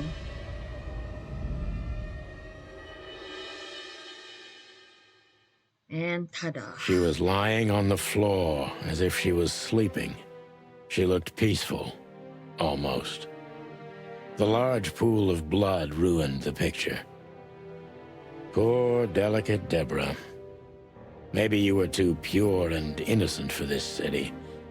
But in the end, its filth pulled you under. You know, no animal can swim in high heels. Right, that's obvious. Wild gods. Fuck even. Yeah, it's her. Deborah. The girl who came to my office. I figured. But what the hell happened? Was it Natasha? Is this what you wanted us to see? No. I mean, I don't think so, Marty. She seemed very attached to the girl, and I believed her. Furthermore, she has no motive to kill her. Natasha meant some object. Something maybe the killer wanted, too. And the poor girl was trying to protect it. Did she seem that kind of girl? She risked a lot simply by coming to see me. She would have done it for her mistress. Why is she naked? Was it sexual? I mean, there's no sign of struggle. She seems untouched. Maybe she knew her assailant. Was it a lover? This looks premeditated. So far, the messages have appeared in weird places, but this is a new level. It's no longer just about empty threats. Well, maybe Natasha's on her way here right now. Or she was already here and something happened to her, too. Kidnapped, or worse. Those are possibilities, but we can't wait. We don't have time for guessing. Search the house. Search everything. The room's not trashed. Whoever did this wasn't looking for the same thing we are. Or they knew exactly where to find it. Wait, what are we looking for exactly? I have no idea, but it's something important. Things like that have a way of getting noticed when you come across them. Amen to that. I feel like if you have enough ankle mobility, you maybe still could swim in heels. Okay, I guess. I wouldn't want to swim in high heels. I would kick them off. Okay, I'm off to cry over my robot girlies again. Have fun, detective. Okay, have fun also, well, have fun? Question mark. Crying over robot girlies. Enjoy the story. I'll probably go for like until 11:30 because I'm really sleepy. The message. Here, too. Yes, but this isn't about Deborah, and wasn't meant for her. It was meant for Natasha. Obviously. What have we gotten ourselves into, Sonny? I don't know, Marty, but let's get ourselves out of it as soon as possible.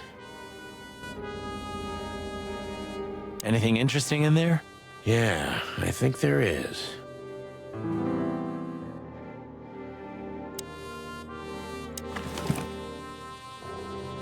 SN. Could be the initials of a... SN. Could be the initials of a person, a place, a company, or a club. Too many possibilities.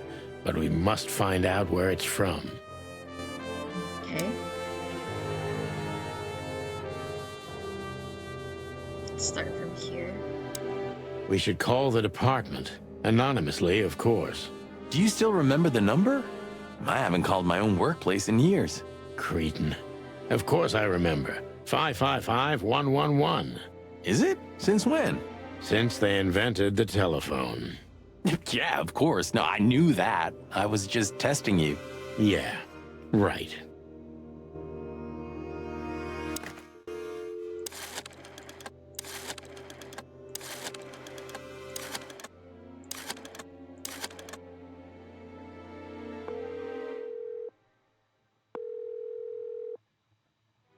Corville PD, how can I help you? I found a corpse. A woman. She's dead. Cold. The address is Rochester Street, 37, Flowerville. Sir, please, would you repeat that? Rochester Street 37. Write it down and hurry up for the sake of the wild ones. Hurry! Hurry! Like a pro. Yep, like I've done it before. Oh, yeah. I almost forgot. How can you forget a case like that? How many times have you seen a three-headed monkey in your life? Huh? I have a memory of a chicken, you know? That's for sure. Now let's get the hell out of here.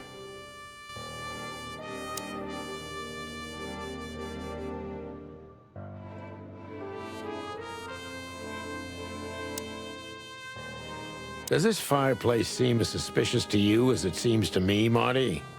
It looks like it's never been used. And the place has radiators in every room, meaning there's central heating. Then why the fireplace? For decoration?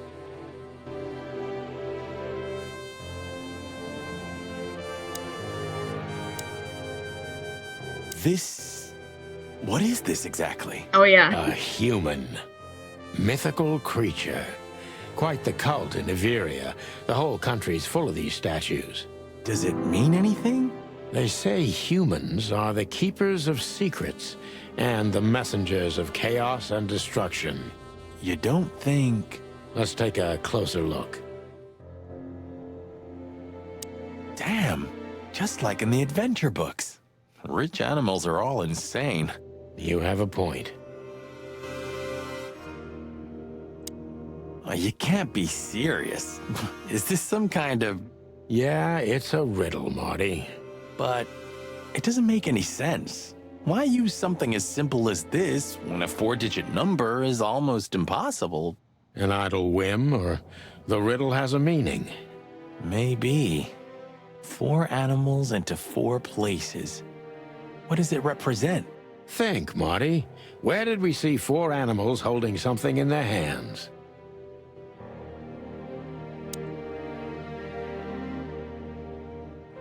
It's an exceptionally beautiful piece. What does it depict, I wonder? I have no idea, Sonny. It's so art, I'm scared to have an opinion.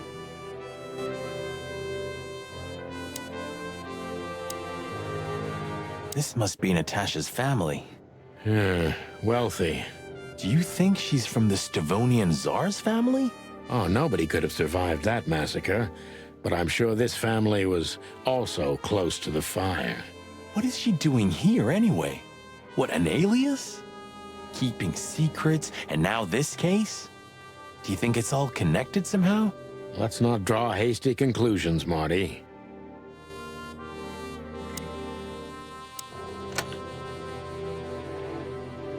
Oh, God.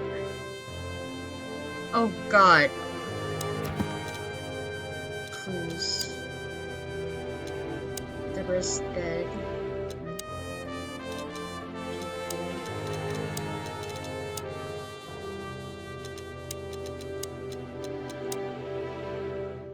Seeing Deborah shocked Marty quite a bit. I can understand why.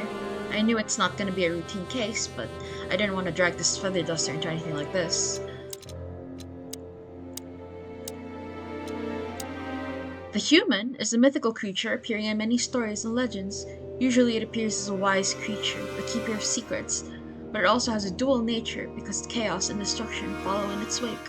According to most, the essence of its symbolism lies in the fact that certain secrets require a substantial price to be paid. By uncovering these secrets, we bring a curse upon ourselves. Some believe humans are the messengers of Nukvatiti, the god of nothingness, and usually depict them as angels with wings. Damn it. I need to go back to PD.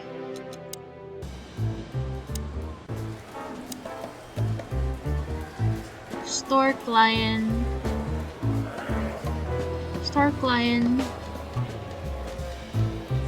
sheep fox, stork lion, sheep fox.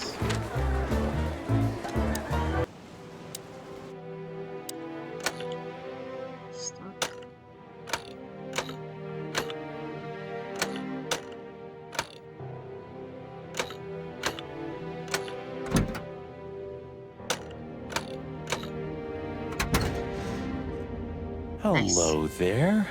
What could this be? Maybe a piece of a painting. And there's some kind of squiggle on it. The signature of the painter? Yeah, I can't make it out.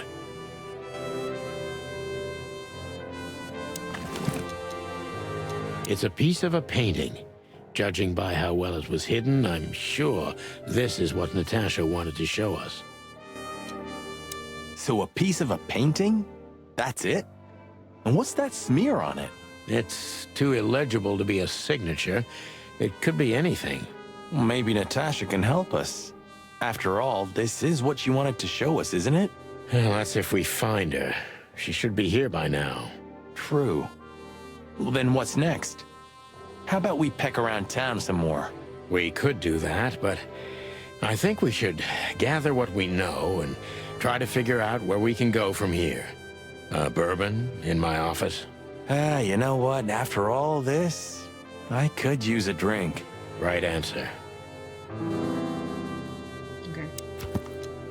Places. What? Mullen's Newsstand, a tiny kiosk in the heart of the Calavera Hills. It's small, almost invisible, but hides one of the most crucial things in the shithole: knowledge. Okay. Let's blow this joint.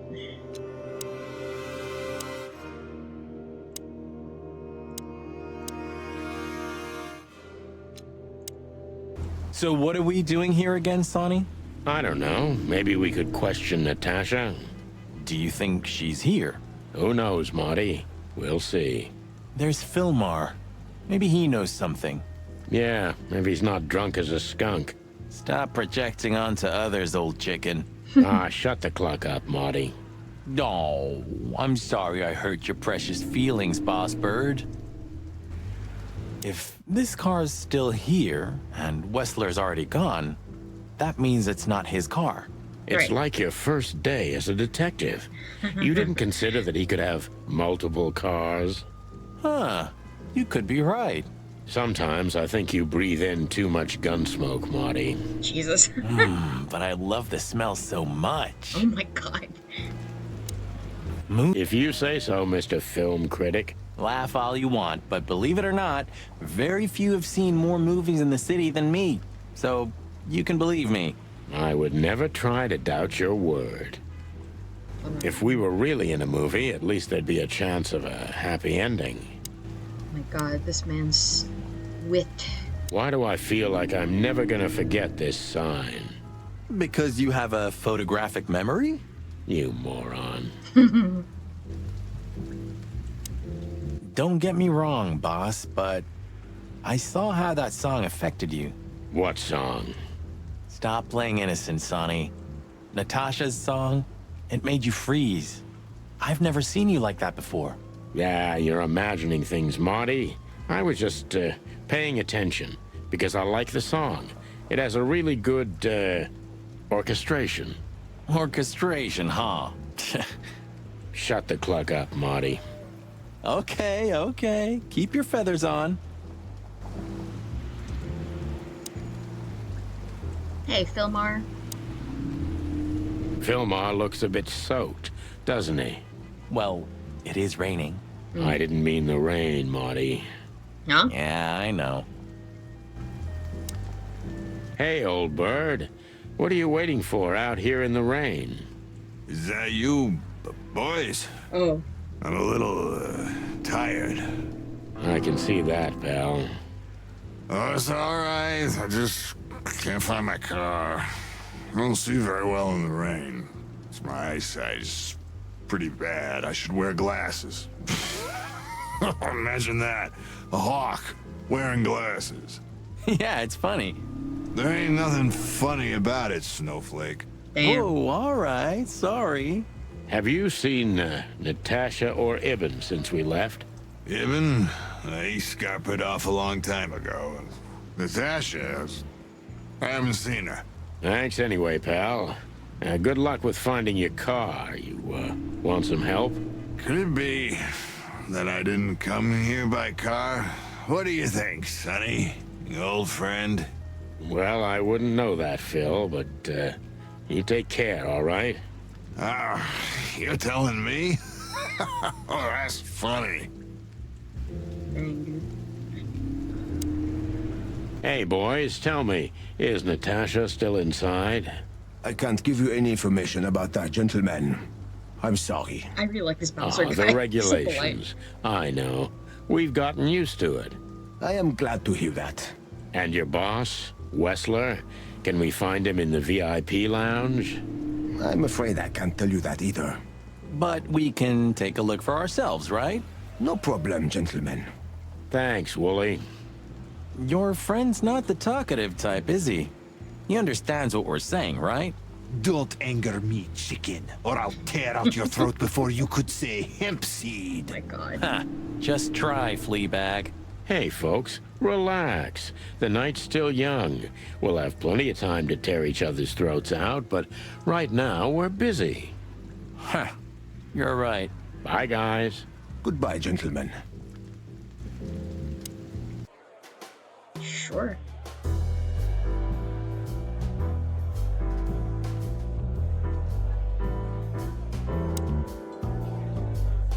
Wessler's secretary could even know something useful.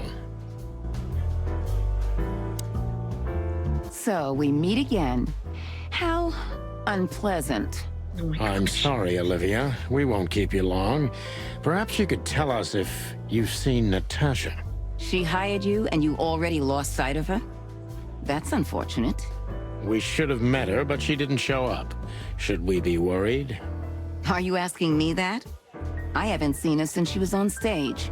Not like I was paying any attention to her or anything. Oh? Thanks, sweetheart. We won't bother you anymore. Thanks, Olivia. Don't mention it.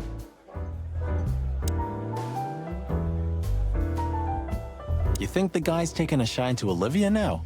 Why should I care? And while we're at it, why do you care? Me? I don't care at all. And why do you ask? What? Stop bugging me. This guy was here before, right? He's handling it pretty well. And there are even more pretty dames all over him. You think they dig his antlers that much? More like his wallet, Marty. Whatever you say, Sonny, what Natasha was doing on the stage, no man can ignore. Or woman, for that matter. I didn't say I ignored it, Marty, but you gotta learn to separate the client from the job. Ah, that's a cheap script, Sonny. You know the world doesn't work like that. And you definitely don't work like that. If you say so.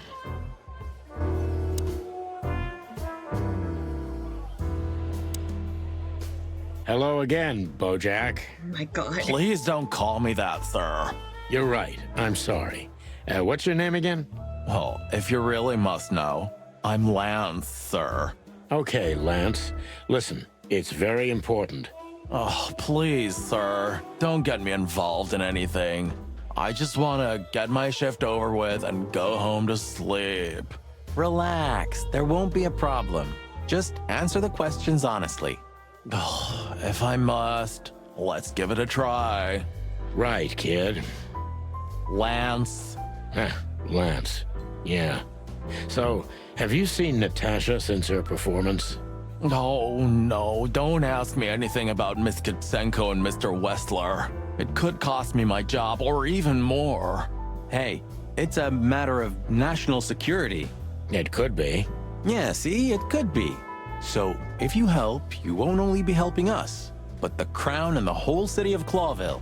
Oh, okay, all right. Just stop that chicken shit, will ya? I saw Natasha, yeah. She came down, spoke with someone, then stormed out the front door. And then what happened?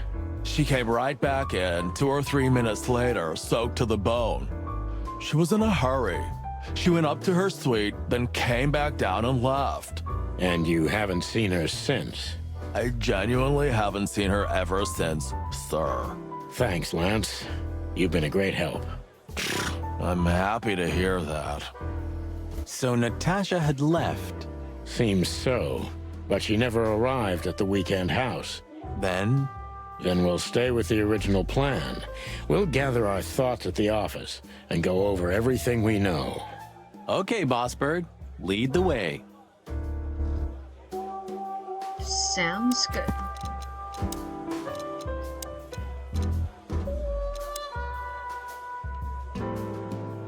It's so cliche. Oh, it's pretty cliche. Alright.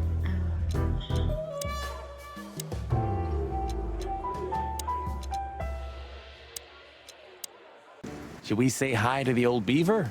Sure. Mullen is an old friend, so he certainly deserves a hello, and we do need information.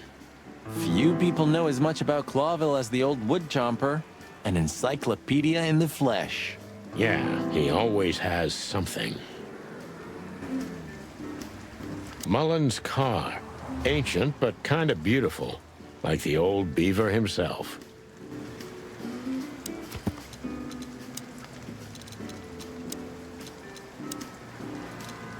Hercules Mullen, Beaver. Old and full of secrets like the city itself. Personal info. Mullen's an old comrade from before the times of the Chicken Police, so from terribly long ago. I used to call him Uncle Mullen even when I was just a fresh patrolman, even though he's only a couple years older than me. He represents many things I wanted to become. Honest, wise, and always cheerful. Mullen knows almost everything about everyone worth knowing. We should use this to our advantage. The taxi company for the upper class only. Politicians and gangsters. Murdoch and Falcon is a famous law firm in Clawville, run by a blind bat and a bird-brained falcon. Dead Silent Night. A Chicken Police story. It'd be nice to get all of these. I hope I get all of these. Chandler's used to be quite a prestigious cafe. Magnificent animals had breakfast here, and in the evenings, philosophers and writers would get drunk together and argue. The place is now just a second-hand bookshop, just a shadow of its former self, like so many things in this city, like me. The Clawville Chronicle, the most read and probably the most biased newspaper in the city. It's supposed to be a royalist rag, but the separatist overtones are getting stronger and stronger every day.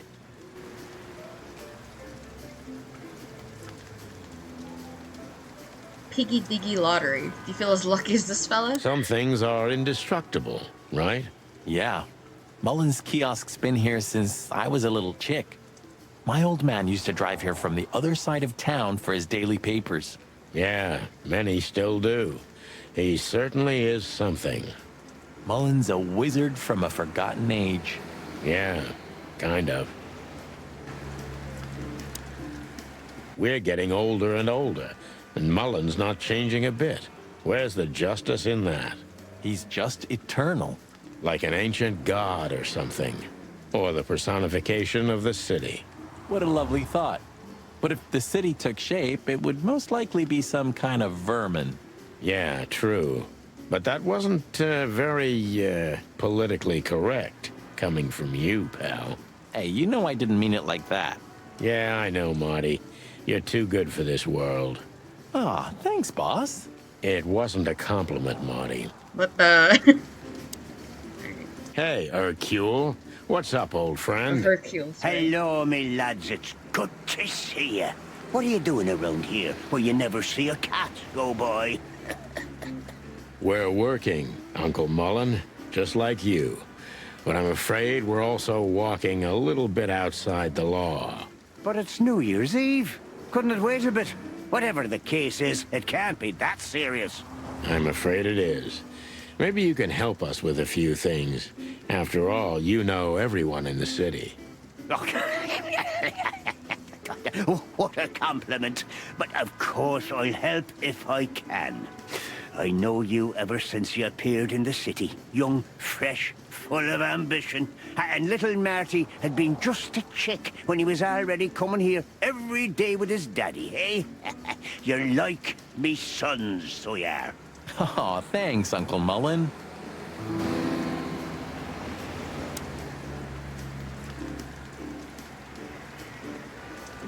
How's Desiree?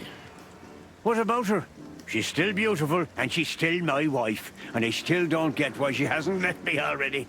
Because she's too much like you stubborn old dam builder. You see, you're right about that, sonny boy. And, the cubs? Cubs? More like jumbo cubs. Johnson's a hotshot lawyer in Galadia, and Timmy also left Clawville to try his luck in Grassmore. But who could blame them? Good move. Ah, yeah, but they visit me often, though. They're good kids. I know, pal. They're from a good litter. If you say so, sonny.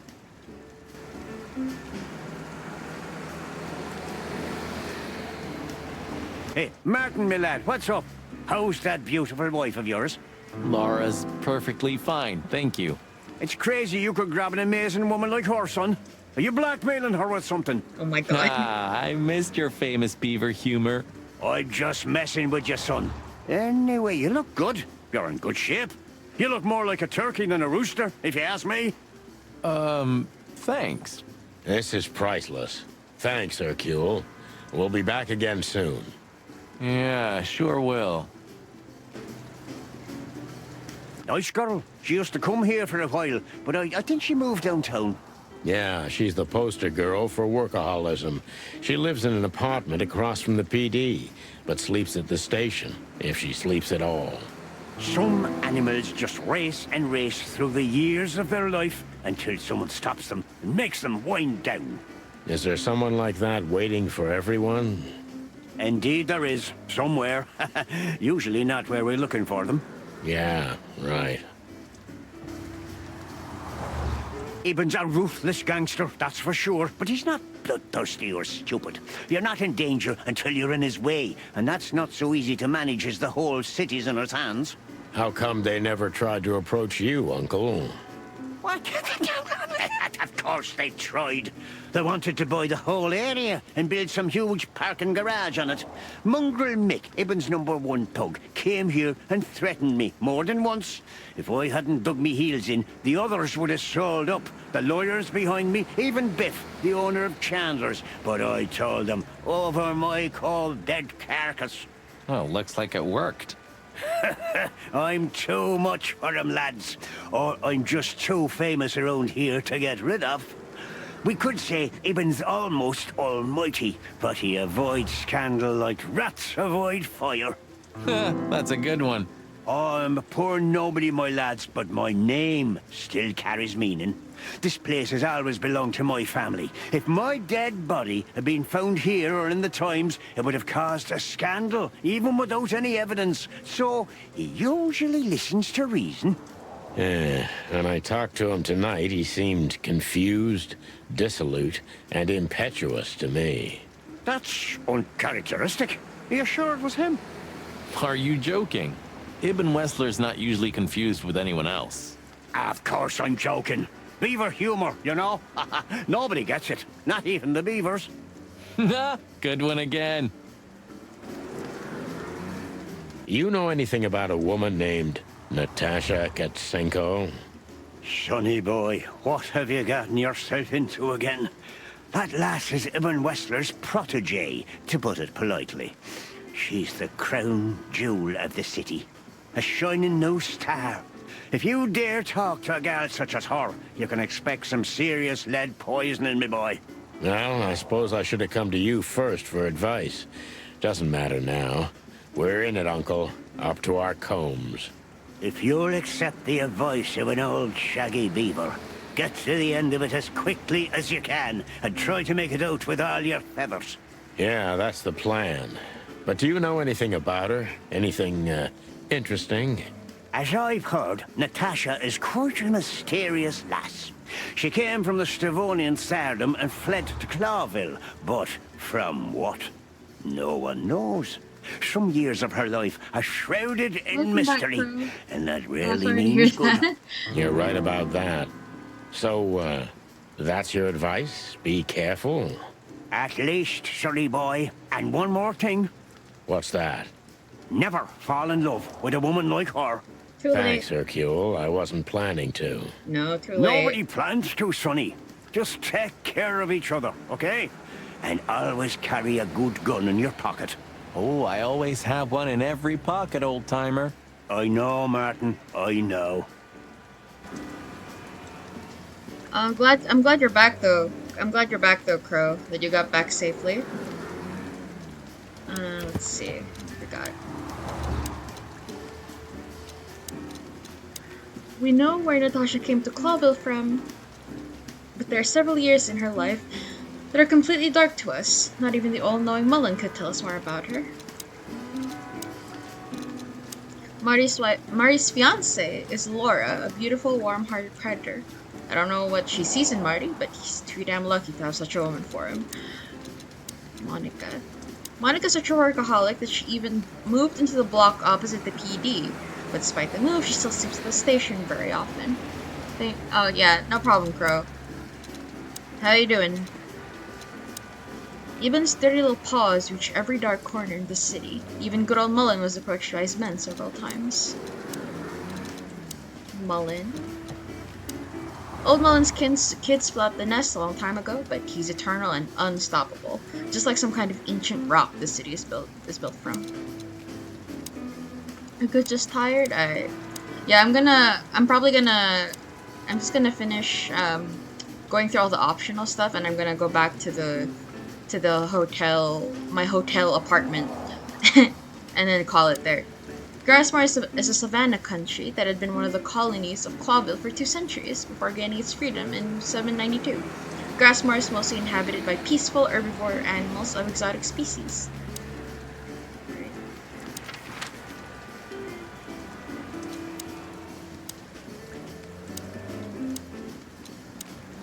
Phyllis and Roy's are nowhere to be seen. Praise the great wild ones. Well, let's hope this is a good omen. Maybe finally the pincushions have started to do something with themselves. And maybe it's not a coincidence, since we've just found a dead body, Marty. Yeah. What can I say? The night's starting to get off, huh? Just like the good old days. Well, let's just hope there won't be any more surprises tonight. You don't believe that, do you, boss? How many of these did we wreck in 10 years, Sonny? 9. And I have no idea. I stopped counting after year 2. How much does it cost the city to keep us on the force? Well, stop thinking about it. It'll make your head hurt. Yeah, right. You know, we've been shot at so many times, and we shoot others so many times, that you forget that one stray bullet, and it's all over. The last bullet in me was from you, and it wasn't stray. I mean, don't distress yourself over it. I'm not mad at you anymore. Thanks.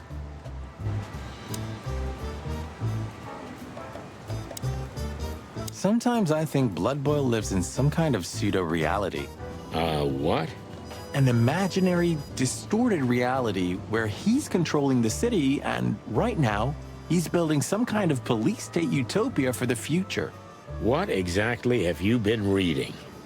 Why? Can't I have my own thoughts? I don't know. Can you?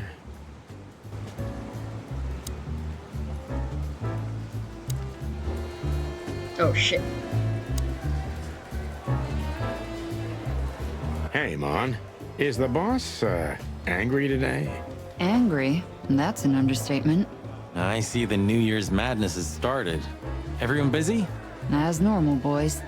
The city's gone crazy, and we already have our first dead body. They found a girl in Flowerville. It's a nasty case. What do we know about it? Sonny, you know I can't tell you. Oh, come on, Mon. I only have 120 days left. We could pretend these are my last beautiful days. Wow. On my feathers, Sonny, stop that. It's so not your style. He's been like this all day. Shut up, Marty. Come on, Mon. All right.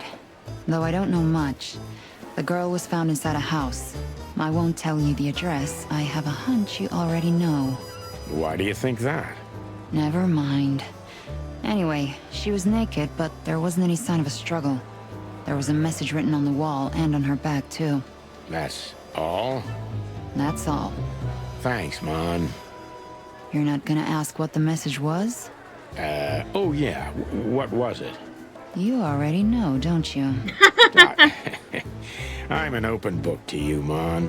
One I've read too many times.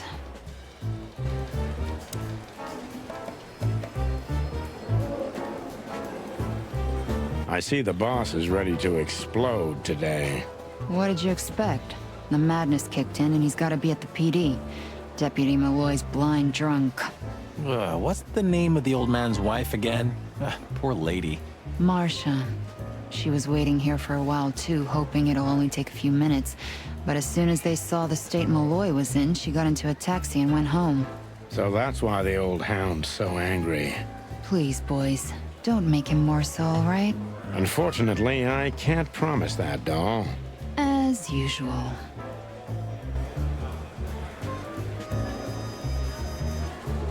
Look what we found, Mon. Does this mean anything to you? It's beautiful. Embossed, gilded. These are rare. But I've never seen anything like this one before. Where's it from? I'm afraid that's a secret, at least for now. You haven't taken vital evidence from a crime scene, I hope. Oh, what are you thinking? On my feathers. You're gonna be in trouble, boys. Only if we don't wrap it up, Mon. Listen, Mon, that girl they found in Flowerville. You've seen her, right? Yes, we were first on the scene. Boys, you know I should report you immediately, don't you? We know, Mon. We're only asking for a little more time. We're hot on the trail. If you learn anything, would you, please tell us? Are you crazy? Hey, keep it down. Blood boils right behind us. Please, Mon. It's a matter of life and death. God damn. Okay, but only because I can see how much it means to you. Thanks, doll. We'll be forever grateful. Good old Philmar hasn't been sniffing around here recently. Yeah, he was here a week and a half ago. He used the archives and took out some public records. That's all? That's all. Oh, and he asked me out for a coffee. I hope you said no. Why are you so interested, Marty? No, I'm not. I just... I told him no. Just like I told you no on all 25 occasions. Glad to hear that. Officer Barkman, one of Blood Boil's little proteges. Alright. Shouting in 3, 2, 1. And action. Martin, what the hell do you think you're doing? We're just patrolling, sir. At the station? No, we're here for something else, sir. You missed me, huh? No, sir. I mean, yes, sir. I mean... Why are you grinning, Santino? I can't grin, sir. I have a beak. Don't be cute. I can see it in your eyes. Should I close them, sir? Don't you peck at me, chicken, you hear? We're not even here anymore, Chief. We just quickly stopped by for something. Get out of my sight. Yes, sir. You're on duty. Am I right, Martin? Yes, sir. Then why the hell are you standing here? Don't you have something to do? I do, sir. Then fuck off. And you, Sonny, don't even think about saying anything. I can already see you're dying to say something funny. I wouldn't think about it, sir. Maybe next time. I'm not in the mood to meet any of my ex-colleagues right now. Actually, wait. Remember how Blood Boil freaked out when he first saw this? Yeah, the old man's blood pressure must have gone as high as when he first met a bitch in heat. More and more cops came down to the range to practice. Who knows why?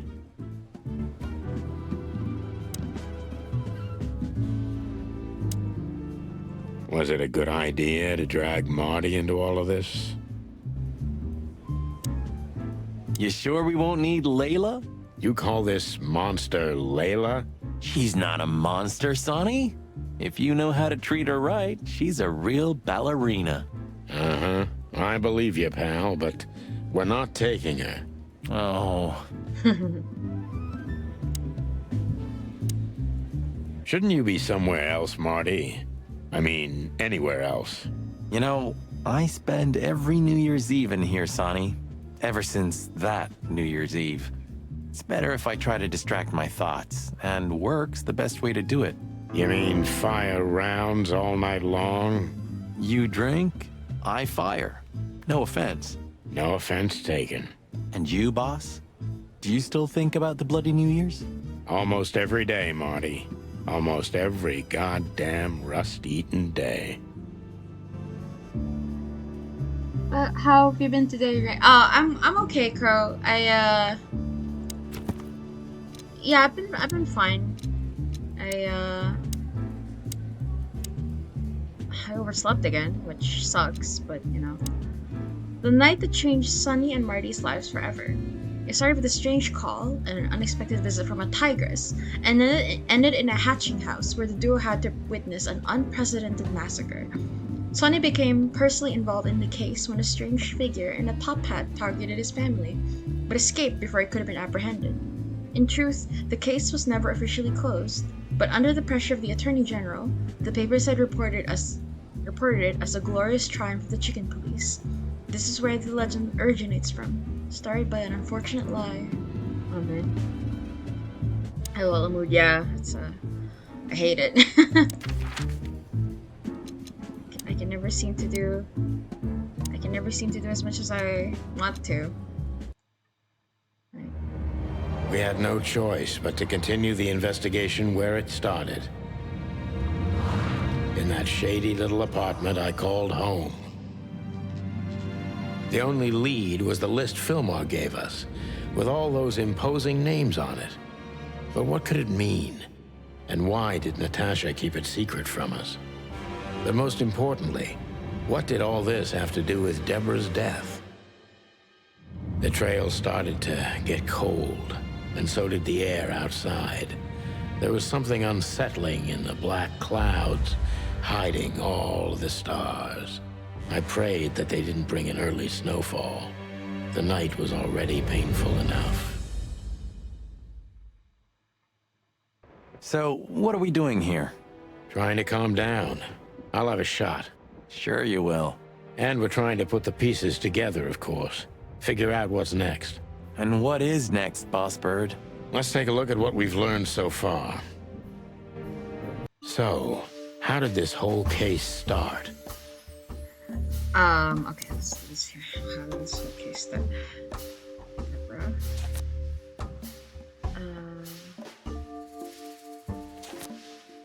Yes.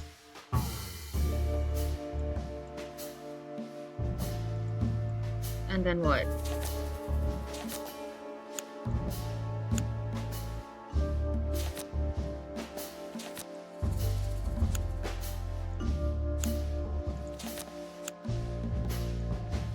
Zero out of 3?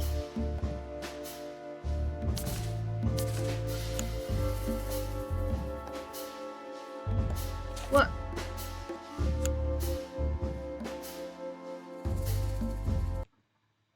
Wait, tutorial. You can choose from 3 different evidence types: people, items, clues. Pull the chosen evidence to the right place in the tab. Connect evidence 1 bar in a row. Connections code to answer question.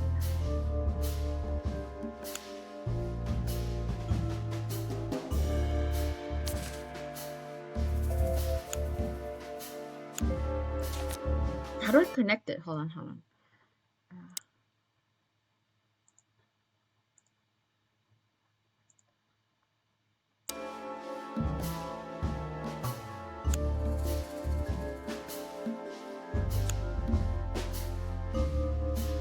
That was a great monologue. Oh, by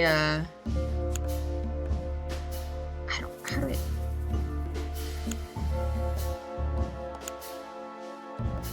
Hold on. Let me exit to the menu. Options.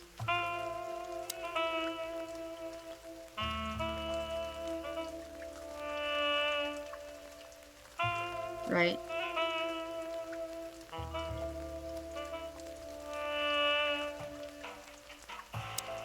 So, how did this whole case start?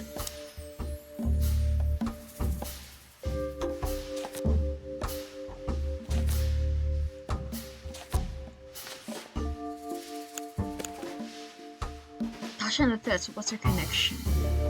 Yeah, the threats are meant for Natasha, no doubt about that. Okay. Items?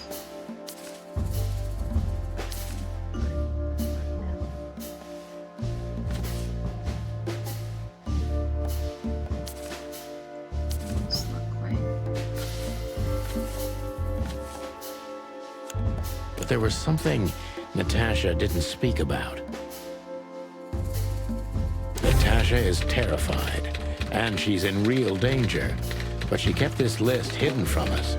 It seems too important to keep it a secret.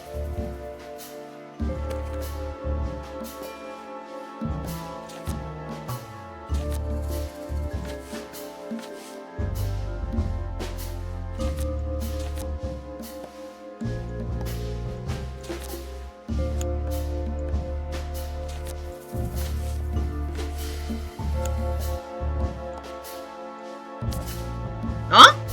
Oh. What could we do with this list? I know only one person who moves in circles high enough to know where it's from. Lewis. Oh, yeah. We must ask him if we want to get out of this dead end. Nice.